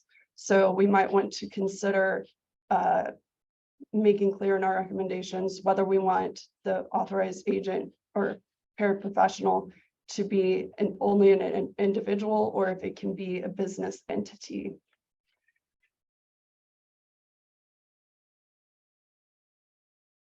There are various references in the disciplinary rules that talk about what paralegals or paraprofessionals can and cannot do, including most significantly the unauthorized practice of law section. Additionally, unauthorized practice of law appears in 6 different chapters of the Texas Code, including places you wouldn't expect, like the insurance code, the occupations code. So we need to keep in mind that there are various places in Texas law that base the law on the premises that it's an attorney providing legal services. So there are a lot of other additional considerations we should keep in mind, and also keep in mind the limitation of just the few terms that were searched for this. But a couple additional considerations that came to mind for me are privilege issues. The Texas Rules of Evidence, Rule 503, protects lawyer-client privilege, defining client as someone who consults with a lawyer. So I assume that we would want this paraprofessional's communications with the client to be privileged. So we would need to perhaps make a proposal clarifying that the same type of confidentiality that would exist with a lawyer would extend to this non-lawyer. Additionally, numerous statutes talk about recovery of attorney's fees. The word attorney's fees appears in 697 chapters of Texas Code. So if we anticipate there being situations where these non-lawyers could recover attorney's fees, for instance, a lot of consumer protection statutes allow for recovery of attorney's fees. We would need to clarify that in our recommendations. Perhaps if it's something like a debt collection action and the consumer is allowed to get attorney's fees, perhaps that can be something that can then fund these nonprofits to provide a little bit more money if attorney's fees are available. But currently, the law speaks to only attorney's fees, not legal representation fees. And that's all I have, unless people have questions. Any questions or comments?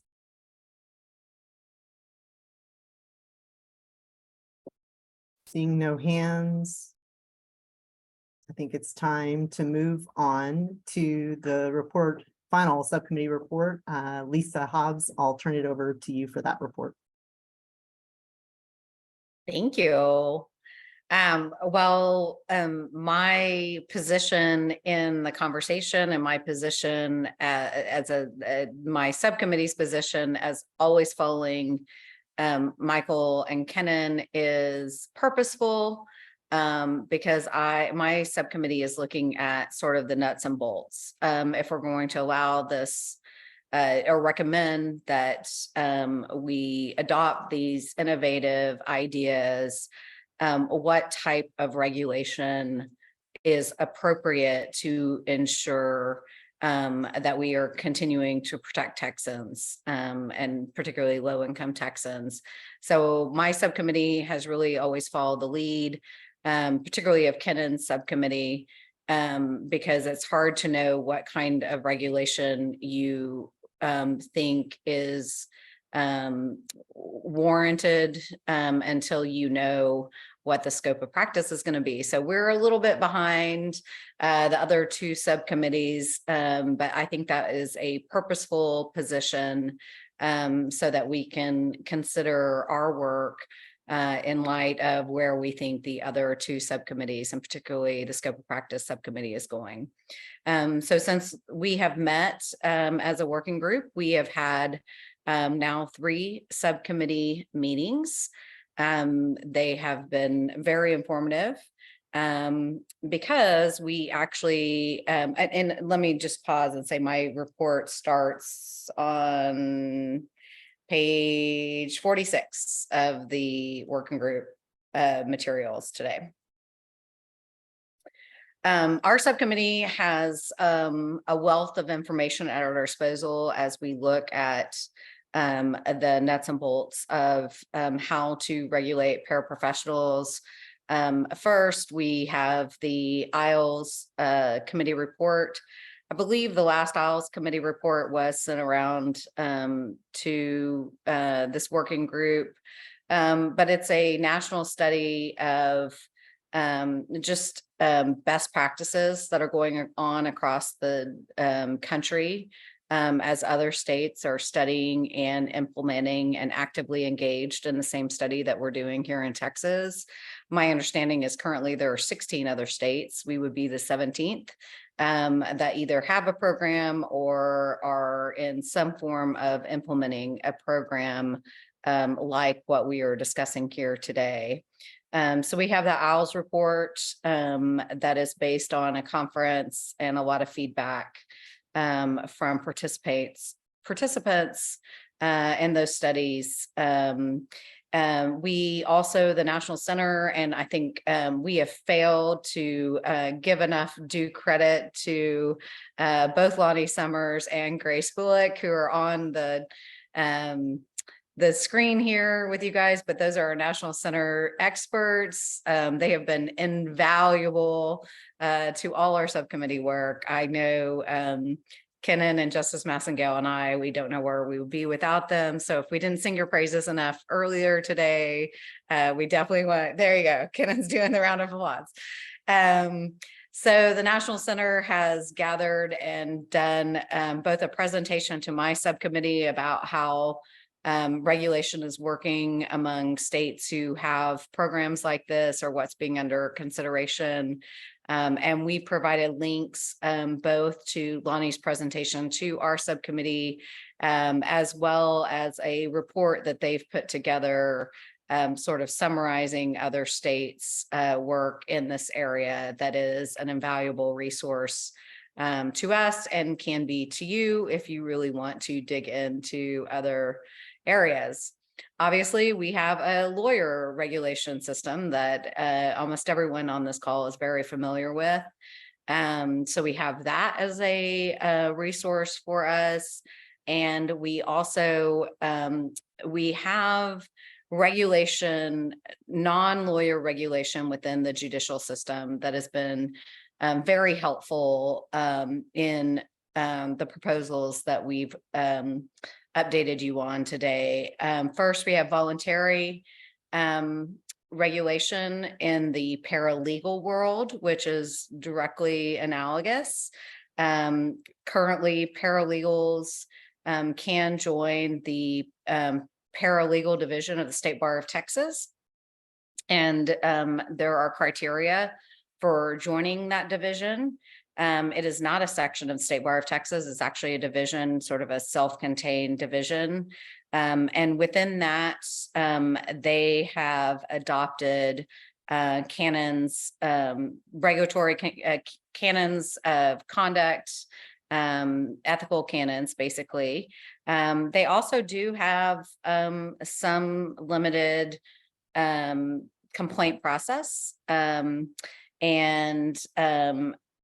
I don't know if Ellen dropped off or I'm just not seeing her on my screen, but Ellen Lockwood is really, she is a working group member who created there she is.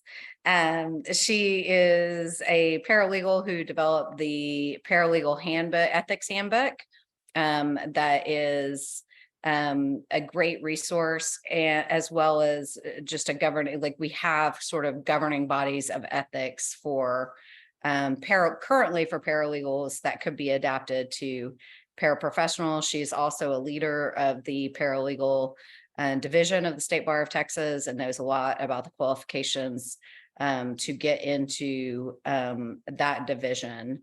In addition, the other voluntary regulation for paralegals that we have in the state of Texas is we do board certify through TBLS the paralegals by subject matter.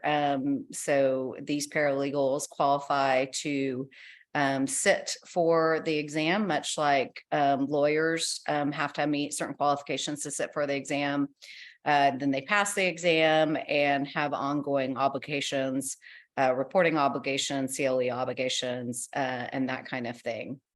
Apart from paralegal regulation, which is currently all voluntary, we also have mandatory regulation in Texas of individuals and entities who touch on the judicial system. I keep trying to come up with a clever way to say this, but these are individuals like court reporters, process servers,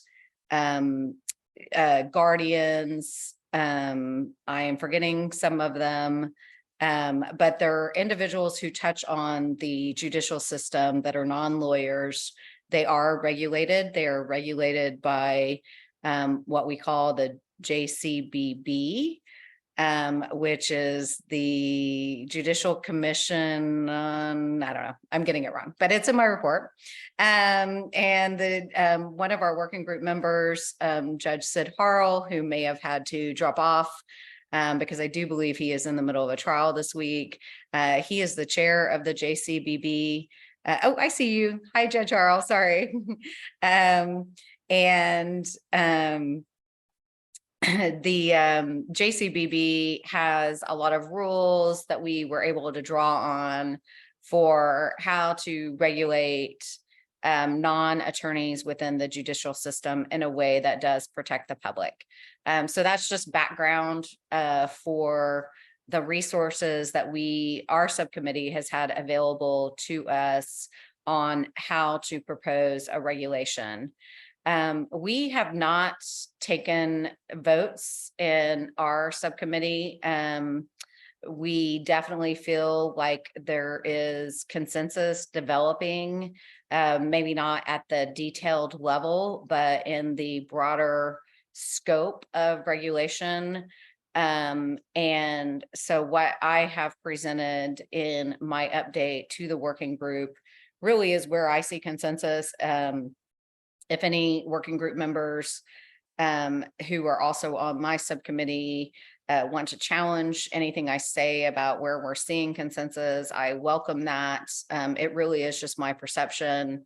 I think we have come a long way, but I still think we also appreciate that there's some significant, like important nuance that we have not really voted on or reached a consensus on. So what I would like to do is I would like to present all of my topic areas first before I open it up for comment. In other words, because there's interlay between the topical areas, I kind of would like to get through a summary of where my subcommittee is going, and then open it up for discussion about all topic areas. So that's my plan. The first topic area that's in the report starts on page 49, and that is about qualifications.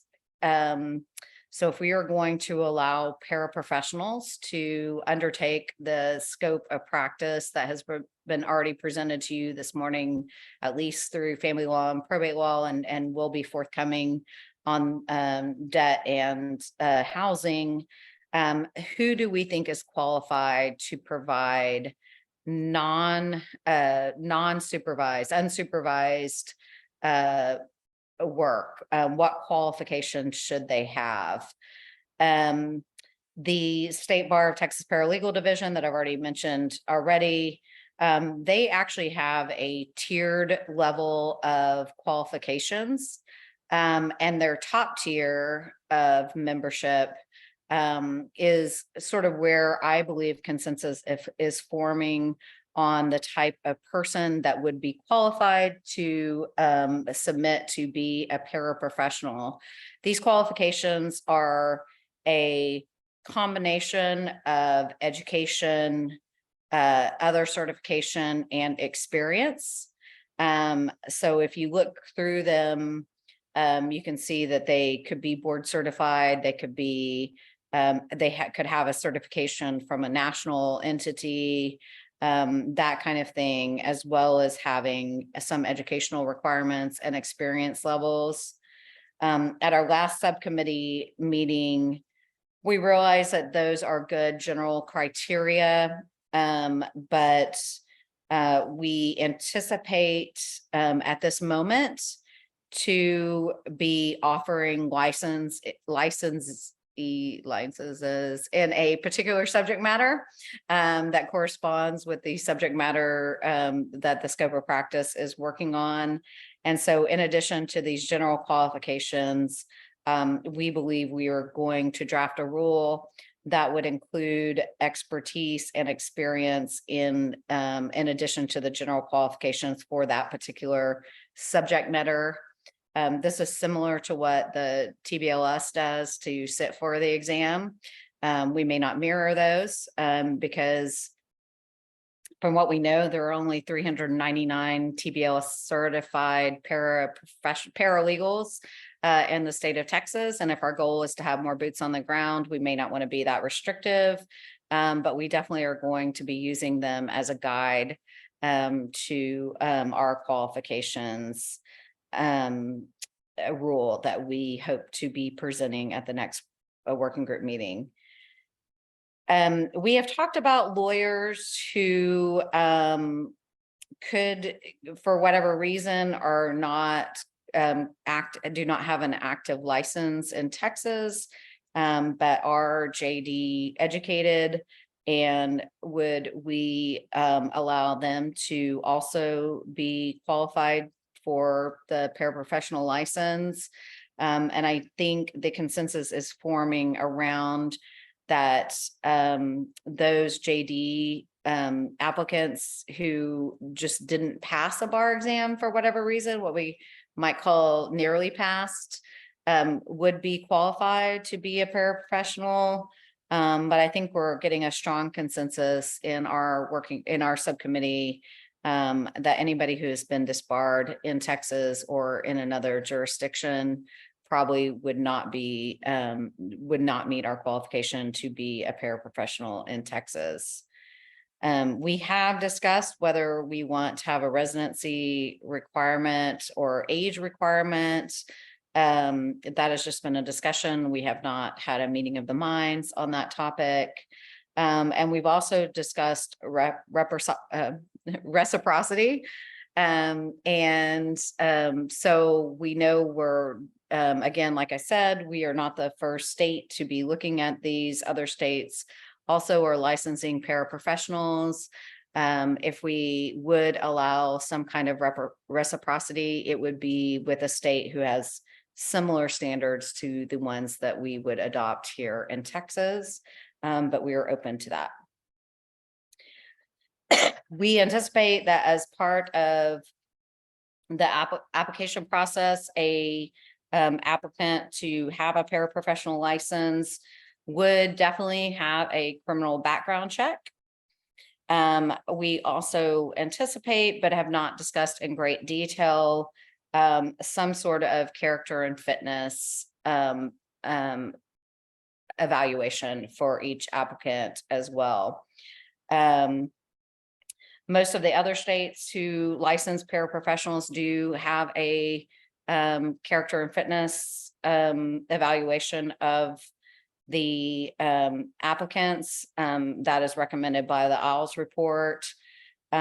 We have received the character and fitness that lawyers do. It is quite a burdensome process. There's some controversy surrounding character and fitness examinations. But so that is still on the table for a more fulsome discussion by the subcommittee. Although I anticipate probably that there will be some character and fitness beyond just the background check. We have discussed, but have not reached a consensus on the idea of a general exam, like the bar exam that most of us in this call passed in order to get our law license. We note that a lot of the, to the extent you would reach qualification by being either Texas board certified or being nationally certified through a paralegal division, those entities already require an exam. So there has been some minimum proficiency exam for those applicants. So we recognize that. The ILS reports, they don't come right out and say they're skeptical of a general competency exam, but that is definitely the sense I get from their report. They point us to the state of Oregon. They actually do a portfolio, which it sounds like ILS, at least reading between the lines, thinks that's a better means of addressing core competency. So that's something that we still need to address within our subcommittee. I will say that everybody who is regulated by the JCBB does have an exam. I think Judge Harrell would say that he thinks it is an important component of protecting the public. Guardians in particular is something that we've been looking at as the most analogous JCBB regulated group. They do have an exam. It is created by an advisory board. It's mostly something that's done on Blackboard, which for those of you who have never taught, that is a way to do exams so that they're automatically graded. Most professors do know what Blackboard is if they have multiple choice examinations. But then they're hand graded after that. So again, we haven't reached a consensus on exams. We've had some discussion of it. We obviously have more discussion left to do. The next topic is ongoing CLE and annual reporting. There is definitely consensus among the subcommittee that we would require both ongoing annual CLE, as lawyers have, and some kind of annual reporting for many reasons, an annual check-in. I've put in here the CLE requirements. Lawyers require 15 credit hours, including 3 ethics hours. Currently, paralegals only require 6 hours plus 1 ethics hour. I suspect we might hit somewhere in between those two current existing structures. But I don't know because we really haven't talked about it in detail, except for I think there is a consensus that we would require ongoing CLE. Reporting is important. Annual reporting is important, whether there are dues or what kind of annual dues you might have. Obviously, this is a new project in Texas, so part of the reporting requirement would be to collect data. Who are you serving?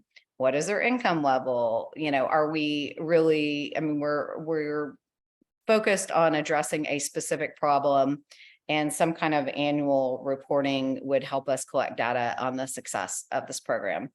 That in addition to reporting annual CLE that we might require, voluntary reporting of grievances or sanctions within the system. That's the kind of thing that we would anticipate requiring an annual check-in. The next topic area is a code of ethics and client disclosures. Like I said, the paralegals, the paralegal division of the State Bar of Texas already has canons of ethics that we are looking at, and we think can be modified to our purposes, as well as the handbook, which is published by Thomson Reuters, that our very own Ellen Lockwood is one of the authors on. So we do anticipate that we would have some kind of ethics guide, much like lawyers do in the disciplinary rules. We also, as an ethical requirement, do anticipate that this the ethics would require a client disclosure upon engagement. So if you look at page 52 of our report, you will see that a paraprofessional should have to disclose to their client that they do have a limited license, and there are some things that they cannot do. And we anticipate that this disclosure would be included with a pamphlet of some sort that says in plain language what the scope of their license is, and would in that pamphlet also include information about filing a complaint if something goes awry. So for sure, we will require an initial disclosure. We're probably going to go beyond what the sampling that we're getting, because we think it's lawyers currently are required to include that pamphlet to their clients on the disciplinary process for lawyers in Texas. And we think something like that would be helpful for paraprofessional clients as well. We've had a little bit of discussion about the disciplinary process for paraprofessionals. There is a consensus forming that we would be looking more towards the disciplinary process that is articulated by the rules governing the JCBB. It's JBCC. I'm so sorry, Judge Harrell. I've been saying it wrong all day. My apologies to you. It's now printed out here in my notes. It's a very fulsome disciplinary process, but it may not be quite as extensive or onerous, for lack of a better word, than the lawyer discipline process. The reason being is that being disciplined by this regulatory entity, whatever is formed, would not end your livelihood. It would just end your license to be a paraprofessional. In other words, you could still be a paralegal governed by, oversaw, under the authority of a lawyer. So this is not a license like our law license that would in fact prevent us from practicing law. It just would prevent an individual from being a paraprofessional. That said, we do have a working draft of those rules that were circulated among the subcommittee, but those rules they are included in your material, but they are just a draft rule. It's basically me and Grace coming up with them, modifying them from the JBCC. And so we have not had a subcommittee meeting on those rules, but that is where we're leaning. One important difference in those rules than perhaps maybe lawyer discipline is they would allow for the administrative dismissal of a complaint if it were outside of the scope of the regulatory entity that we might be forming. The subcommittee has been just in casual conversation. We have wondered about liability insurance, requiring a paraprofessional to either obtain liability insurance and or to disclose to a client whether they have obtained liability insurance. We have not reached a consensus on this. We know it's an issue, and I think even Justice Massengale raised it today in his report. We have in our study, we know that attorneys are not required to attain liability insurance in Texas, nor are they required to disclose to their clients whether they have liability insurance. So a lot of states that do require paraprofessionals to either obtain insurance and or disclose to the clients whether they have insurance, that typically tracks what is required for lawyers in that state. And Texas is different in that regard. That does not mean that we wouldn't require it. We're just observing in our study without having discussed it in detail, that issue. That is it for the paraprofessional licensing topics that we have discussed and have identified and or have a consensus on. In addition to that, we anticipate coming up and working with subcommittee 3, Justice Massengale's subcommittee, how to certify or register entities that have a non-lawyer financial interest in them. And so I suspect that will probably be a joint subcommittee. It's been identified as an area that we intend to study at our subcommittee level, but we have not addressed it except for just to identify it at this point. So that concludes my report. I think to open it up for questions, one, I would ask whether there's some area of regulation that we've just missed. Like, is there something that we should be thinking about that we haven't thought about as an opening question? And then secondarily, we would love the working group's direction on any aspect of what we're currently studying, those areas that we have consensus on, and those areas that we have not yet fully studied to have a consensus on yet. And I see Miss Karen has her hands up. Well, Lisa, your group has done just an extraordinary, great deal of work on this, and I really am impressed. So thank you for all of that. One of the questions that I had, though, I was curious about the qualifications.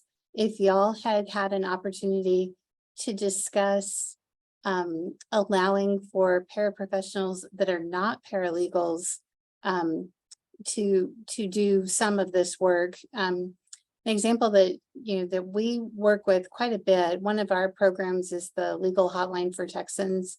We work with the area agencies on aging, assisting seniors and people with disabilities with a lot of Medicare issues. And there, some time ago, and I apologize, I don't know what statute allowed it, but there was movement that allowed these benefits counselors for the area agencies on aging to represent folks in the administrative hearings. And we do the training for them to certify them so that they're well equipped to handle those. And I wondered, and it's really been a great partnership, for well over 20 years. And they do an excellent job.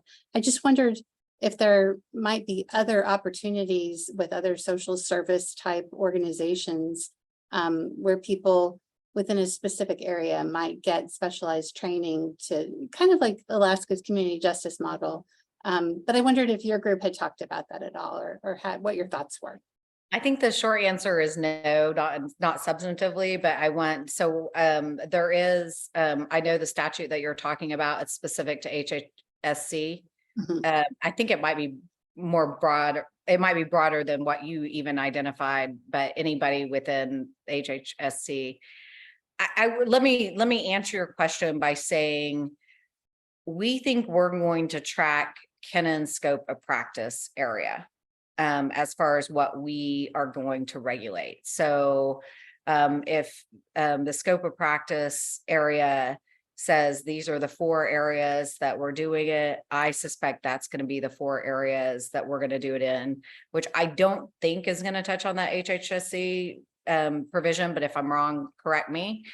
And so within those areas that the scope of practice group is looking at, we think it's probably going to be a more traditional paralegal, whether in the provider's office or otherwise.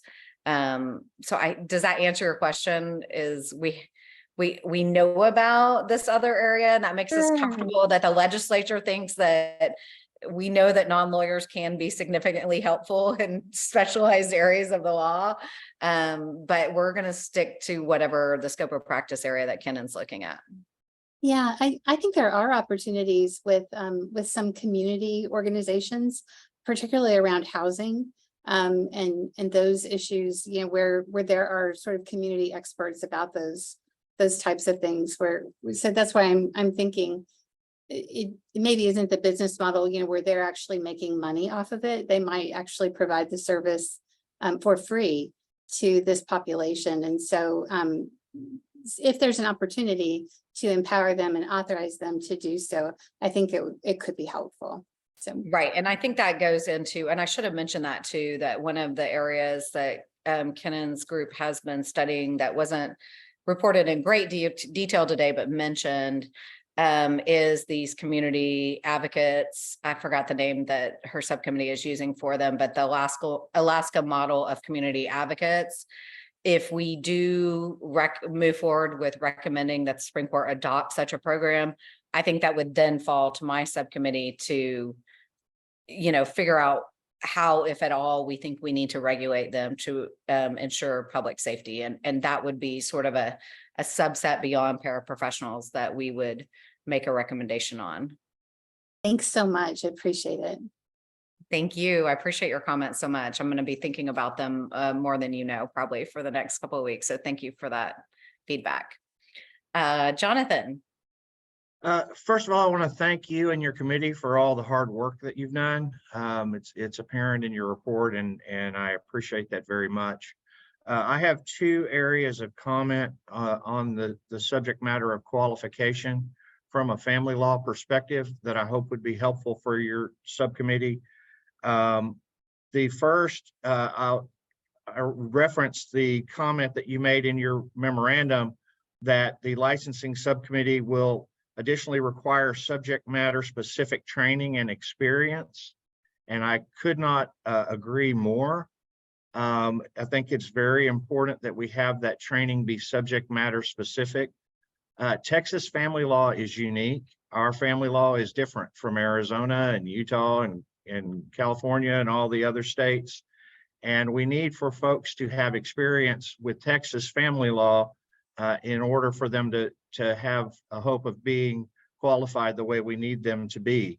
And if they've got their experience in criminal defense or bankruptcy, then that doesn't really help us from a family law side.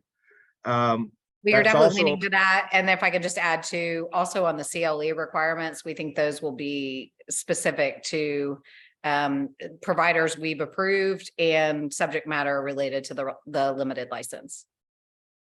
That's also a problem with the reciprocity. We've got need to find some way to be sure that their subject matter matches up with ours. So that's the comment I would have about that. The other thing, in terms of the education and experience combinations, I would just point out as a family lawyer and an employer of legal assistants, paralegals, I'm a lot more concerned with experience than I am with education. somebody's English degree or math degree doesn't make them a good legal assistant in my office. But their experience does. I'd point out the recommendation number 10, that you talk about 4 years of 4 consecutive years performing at least 80% substantive legal work under direct supervision of an attorney. That's something that I see as being something that's likely to result in someone that's qualified to do good service for people, a lot more likely than some of the other combinations that have 0 or 1 or 2 years of experience. So I would point that out. My exception to that would be the board certified legal assistants, and I feel pretty good about any family law board certified paralegal in terms of their qualifications. Thank you. Thank you for that comment. I just want to add, just getting into the depth of what we studied, we definitely have educators in the paralegal world, both at the community college level and the 4-year degree level, and even the master's level. And so much like law schools can be more practical than other degree, we see a range of the ways that you could get a degree in Texas. And, you know, I mean, in the end, that might be a reason to go more towards like a portfolio method like Oregon does, but that seems pretty costly to implement, and it may not be needed given the costs and given the limited scope of the paraprofessional license. But we definitely have great educational representation on our committee too. But looks like you have another follow-up question. Well, I just want to say, I'm not picking on legal assistants. I would say the same thing about lawyers coming out of law school. They don't know about family law either.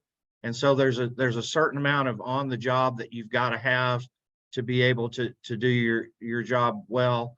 And that applies to everyone. Thank you. Yeah, it's great feedback. I appreciate it. And one of the reasons why we're leaning towards the paralegal division requirements is because those have been vetted for many years. Ellen can probably tell me how many years, but they are very vetted, at least and they don't need to be our standards, but we just started there because it was something that existed in Texas that has been vetted. And again, keep in mind, this is the highest level. The paralegal division has multiple tiers of membership, and we're starting with the highest tier of their membership. So there's also associate members. I may be getting the names wrong, but we started with the highest level in the paralegal world to start there. But I agree with you, Jonathan. I think experience, and I see this in my practice, I would rather have somebody with 30 years of experience in appellate law than got a degree in something. And I think we can all agree that experience is very important. Any other questions or comments about any of the topics? Or in particular, any topic that we missed? Like, we want to study every element of this, and that's the most important feedback I could get, is if I just haven't thought of something.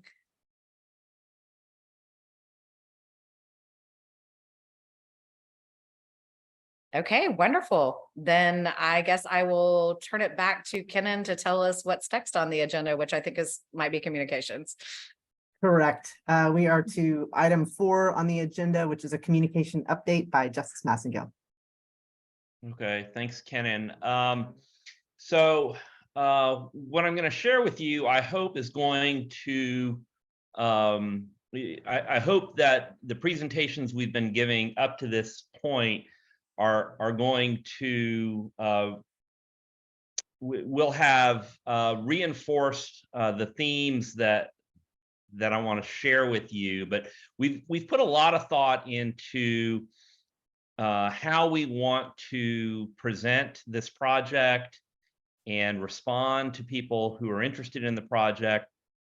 And so I want to share with you kind of the fruits of those thoughts, and hopefully give you some guidance and help as you engage in the legal community and talking about what we're doing in this project and what it's all about. So First of all, as I think everybody knows, the bar has notified all of the bar membership about this study.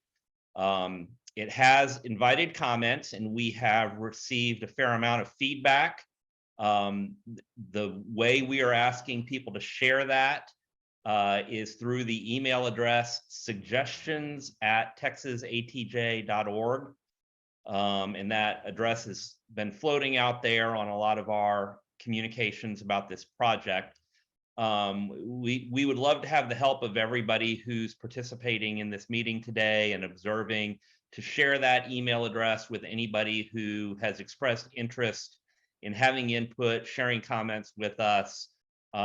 We absolutely are paying attention to everything we receive at that email address.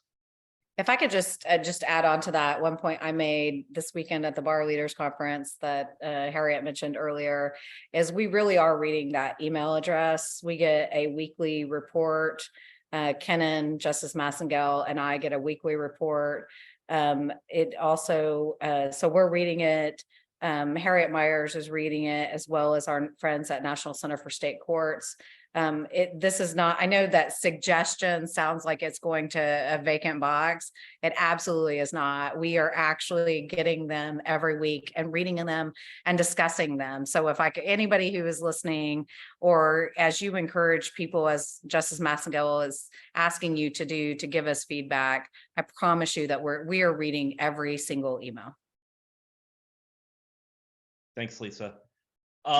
We are, we meaning the working group leadership, we're preparing our own communication to the bar with a status update on this project. It's going to contain a lot of the substance of what I'm going to share with you now, but we will be renewing our invitation for comments by email.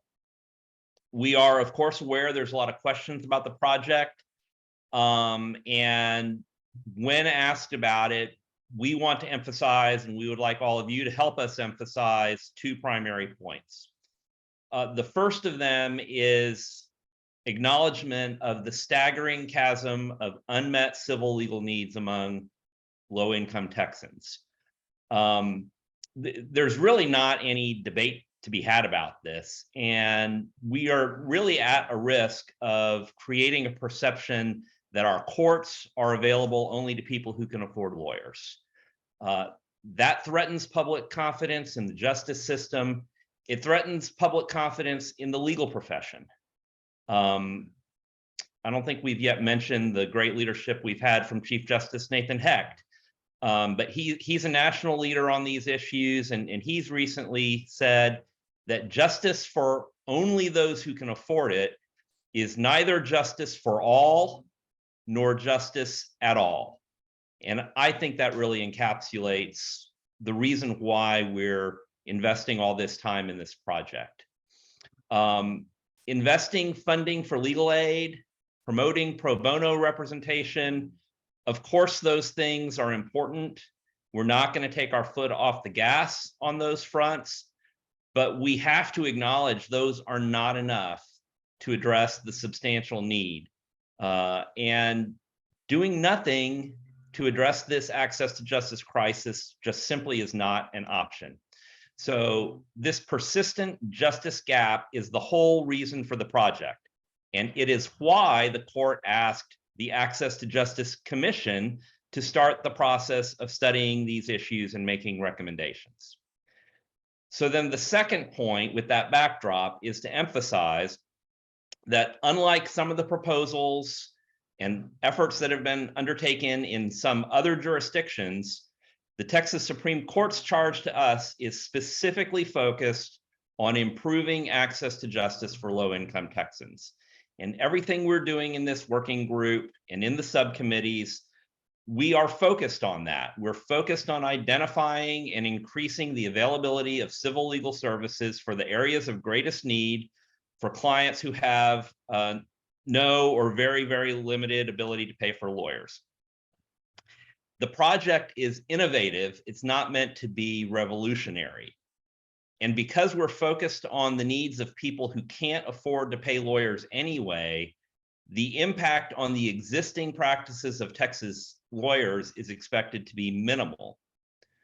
Now, we're aware there's some negative commentary that's been circulating in certain parts of the bar outside of our formal process for seeking feedback. We respect that there are many perspectives about these issues. We're looking forward to constructive engagement with everybody who's interested in this project. That said, we also believe that much of the negative perspective that has been circulating is based on misunderstandings about the true scope of what the Supreme Court has requested and what this working group and our subcommittees have been actually considering and talking about. As you know, and we discussed at our last working group meeting, we've prepared an informative one-page fact sheet about the project. I think that's a great tool, and we encourage everybody to share that broadly. As part of our commitment to transparency and keeping the bar informed, we've also been providing notice of our meetings on the Access to Justice Commission's social media channels. If you're not doing it already, please follow the Commission on Facebook, Instagram, and Twitter. On all of those accounts, we've provided notice of this meeting today, and we'll endeavor to continue to keep people updated and notified. We're also rolling out a new resource page on the Access to Justice Commission website, and we'll be encouraging everybody who's interested to look there. You'll be able to find information about all of our meetings to date of the working group. It will include meeting agendas, minutes, recordings of the meetings, and the materials that were distributed. And so it's going to be a complete record for everybody who's interested. People who weren't able to attend live will be able to go back and see exactly what we've discussed, exactly what we've all been sharing and talking about. So I would just impress on everyone that the two key takeaways we want to remind people about are first, starting from acknowledgement of the substantial need for legal assistance among people who simply can't afford lawyers. And that is a need that can't reasonably be expected to be met through increasing funding to providers or greater commitment to pro bono efforts. And then second, the focus of our proposals will be tailored to address that need. I would hope that when people understand that, they will engage with us in good faith to seek opportunities to address this really true need and something that our legal profession is uniquely situated to address. So we've got an obligation to do something about it. So that's kind of where we are. Our thinking about messaging. Would be very interested in anybody's thoughts or comments about that, but we do think it's helpful to try to be somewhat on the same page about what we're trying to accomplish.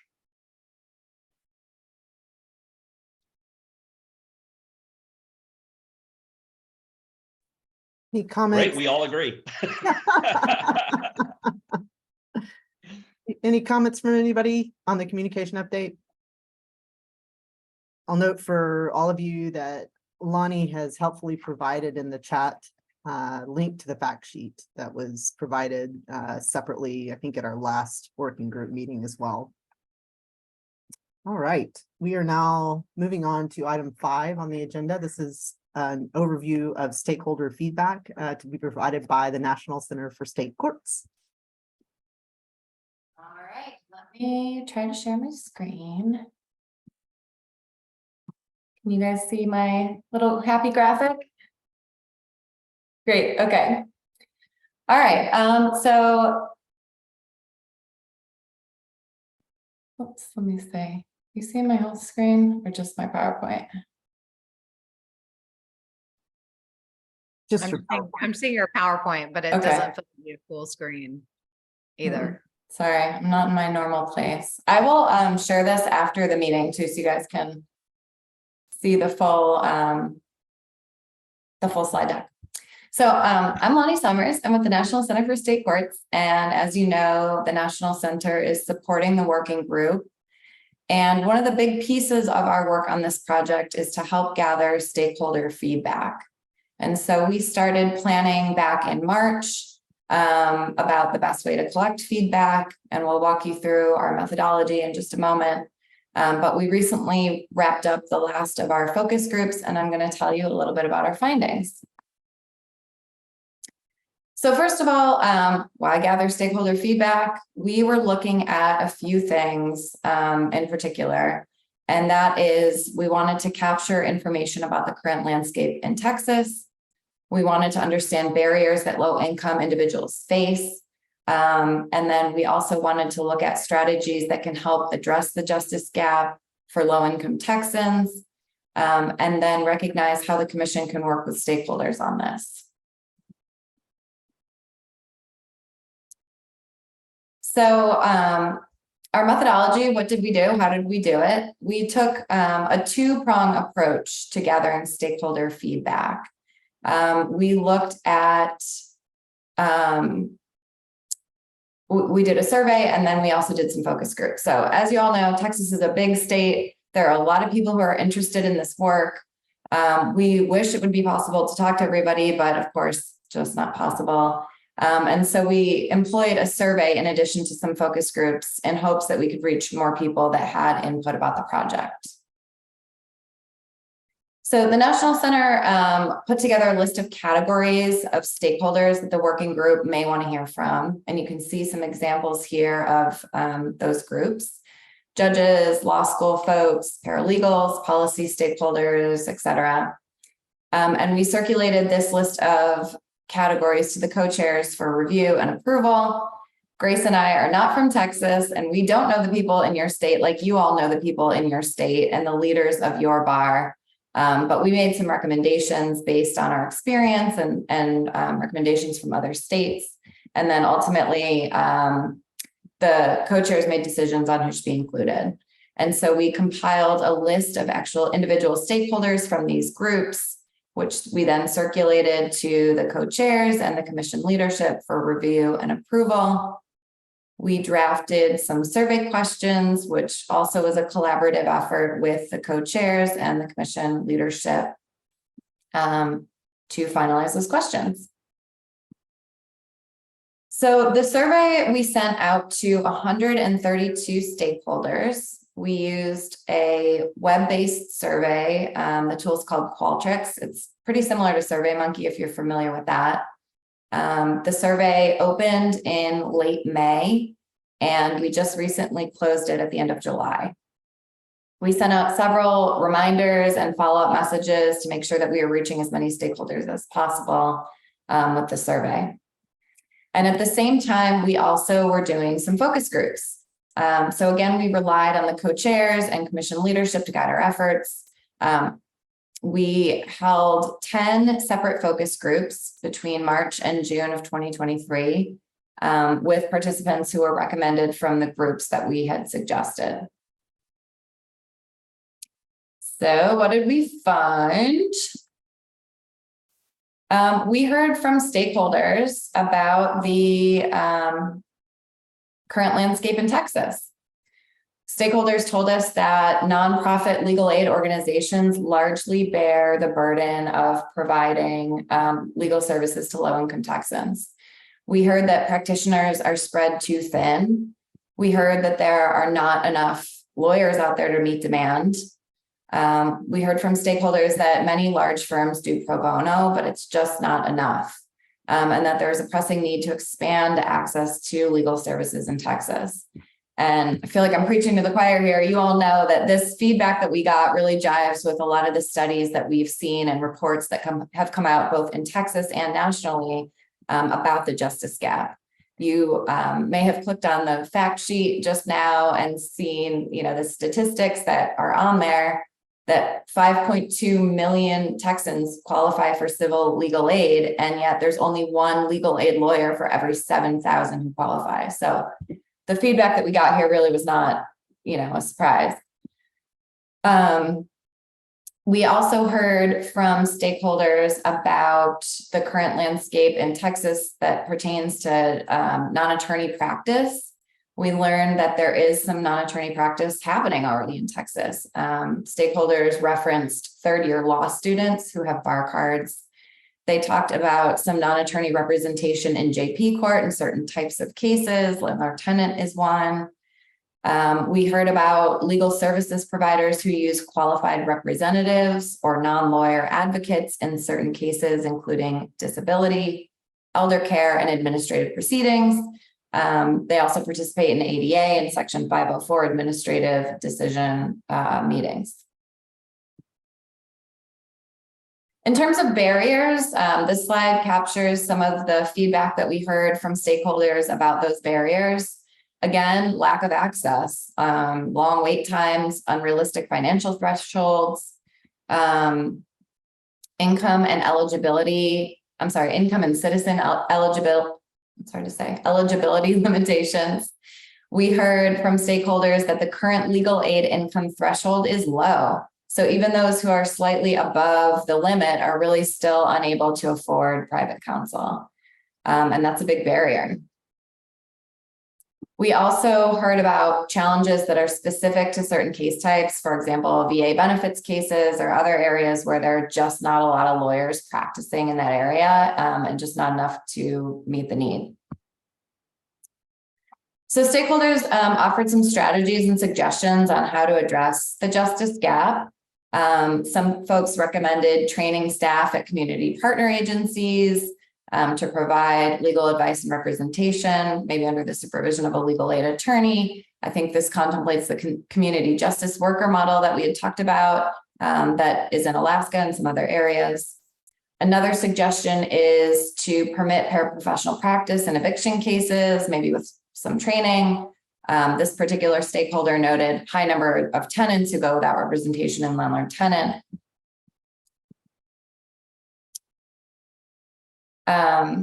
We also heard some suggestions from stakeholders on, or some stakeholders wondered, really, is something better than nothing, noting the huge gap? Like, is it better that we just try something rather than just letting this kind of continue? We heard from a lot of stakeholders who were curious about training and oversight and scope of services that paraprofessionals would be allowed to provide. And this is, you guys just heard from the 3 subcommittees. These are 3 areas that the subcommittees are really looking very closely at. And then we heard from a couple of stakeholders who were just uncomfortable with the idea of a non-lawyer providing legal advice. I touched a little bit on this in the previous slide, but in terms of implementation, stakeholders really were wondering about these 3 buckets, right? That's regulation, who's going to oversee paraprofessionals, will there be rules of ethics, you know, what kind of disciplinary procedures or remedies would a consumer have if things went wrong? They wondered, of course, about the scope of practice and where the boundaries would be and when a paraprofessional would have to refer a matter to an attorney. And then, of course, training, which I just mentioned before, what kind of training would be required, how many hours, things like that. Again, 3 super important topics that the subcommittees are really looking at very closely. Opportunities, this slide outlines stakeholder feedback on that. They felt that specialized areas of focus might make them more comfortable with the idea of paraprofessional practice. People were really interested in partnerships and wraparound services for litigants, maybe a legal aid organization or a social services organization that could work together. Stakeholders that were affiliated with the law schools noted that they have training programs and clinics that are already set up and expressed interest in partnering to provide educational programming. On the topic of non-attorney ownership, stakeholders really expressed some confusion, I think, about the topic. And as Justice Massengale mentioned, I think there's an opportunity for some education here. I think some stakeholders didn't really understand what this was contemplating or how exactly this would work. And we saw that reflected in the feedback that we got. People were just sort of unclear about how this would improve access and maybe some concern about potential predatory practices.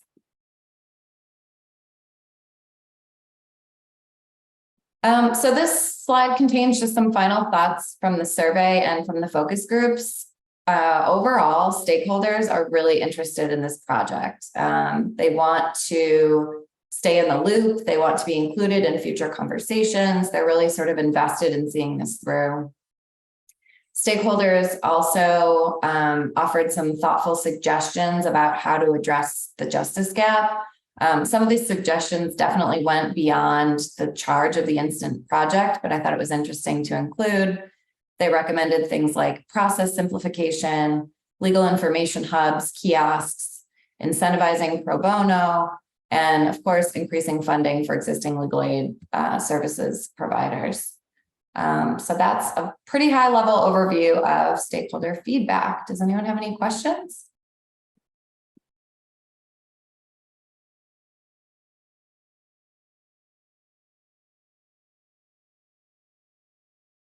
No questions, but I'll just reinforce what we've already said, that in addition to what the National Center for State Courts has done, which is excellent, we have the suggestions email where we have received feedback, and we're of course compiling that. And there have been some documents circulated outside of the official communication channels, as Justice Massengill stated, and we are doing our best to stay on top of that feedback as well. If anybody observing is mindful of some feedback that we haven't referenced already, by all means, send it on so that we know about all the feedback that is there to review and consider. At this point, we are on to item 6 in the agenda, which is next steps and next working group meeting. We have already covered throughout this meeting next steps for the subcommittees in a fair amount of detail, so I won't retread that ground. But obviously there's a lot of work to be done at the subcommittee level still, and we also welcome feedback, of course, after this meeting in regard to what's been presented during the meeting today. Regarding scheduling, our thought is that the next working group meeting is likely to occur in the latter part of September to give the subcommittees time to do the additional work needed to give you all robust recommendations next time we meet. Is there anything else that anybody wants to say in regard to item 6 on the agenda? All right, well, that moves us to item 7, which is adjourn. I will entertain a motion to adjourn. So moved. I got a motion from Jonathan Bates, a second. A second. Second from Karen Miller. Any opposition to adjourning this long Zoom meeting? All right, seeing none, we will adjourn. But before saying goodbye, I will say thank you again to everybody who's part of this process, and special thanks to the people who presented today. We're grateful for you and all you've done, and we couldn't get this big project done without so many volunteers who have given their time graciously. So thank you to all of you, and thank you to everybody who took the time to watch this meeting today. And we look forward to hearing from you going forward. Thanks so much, everybody. And thanks so much to everybody from the commission. Thank you, Harriet. Goodbye, and hope you have a good remainder of the day.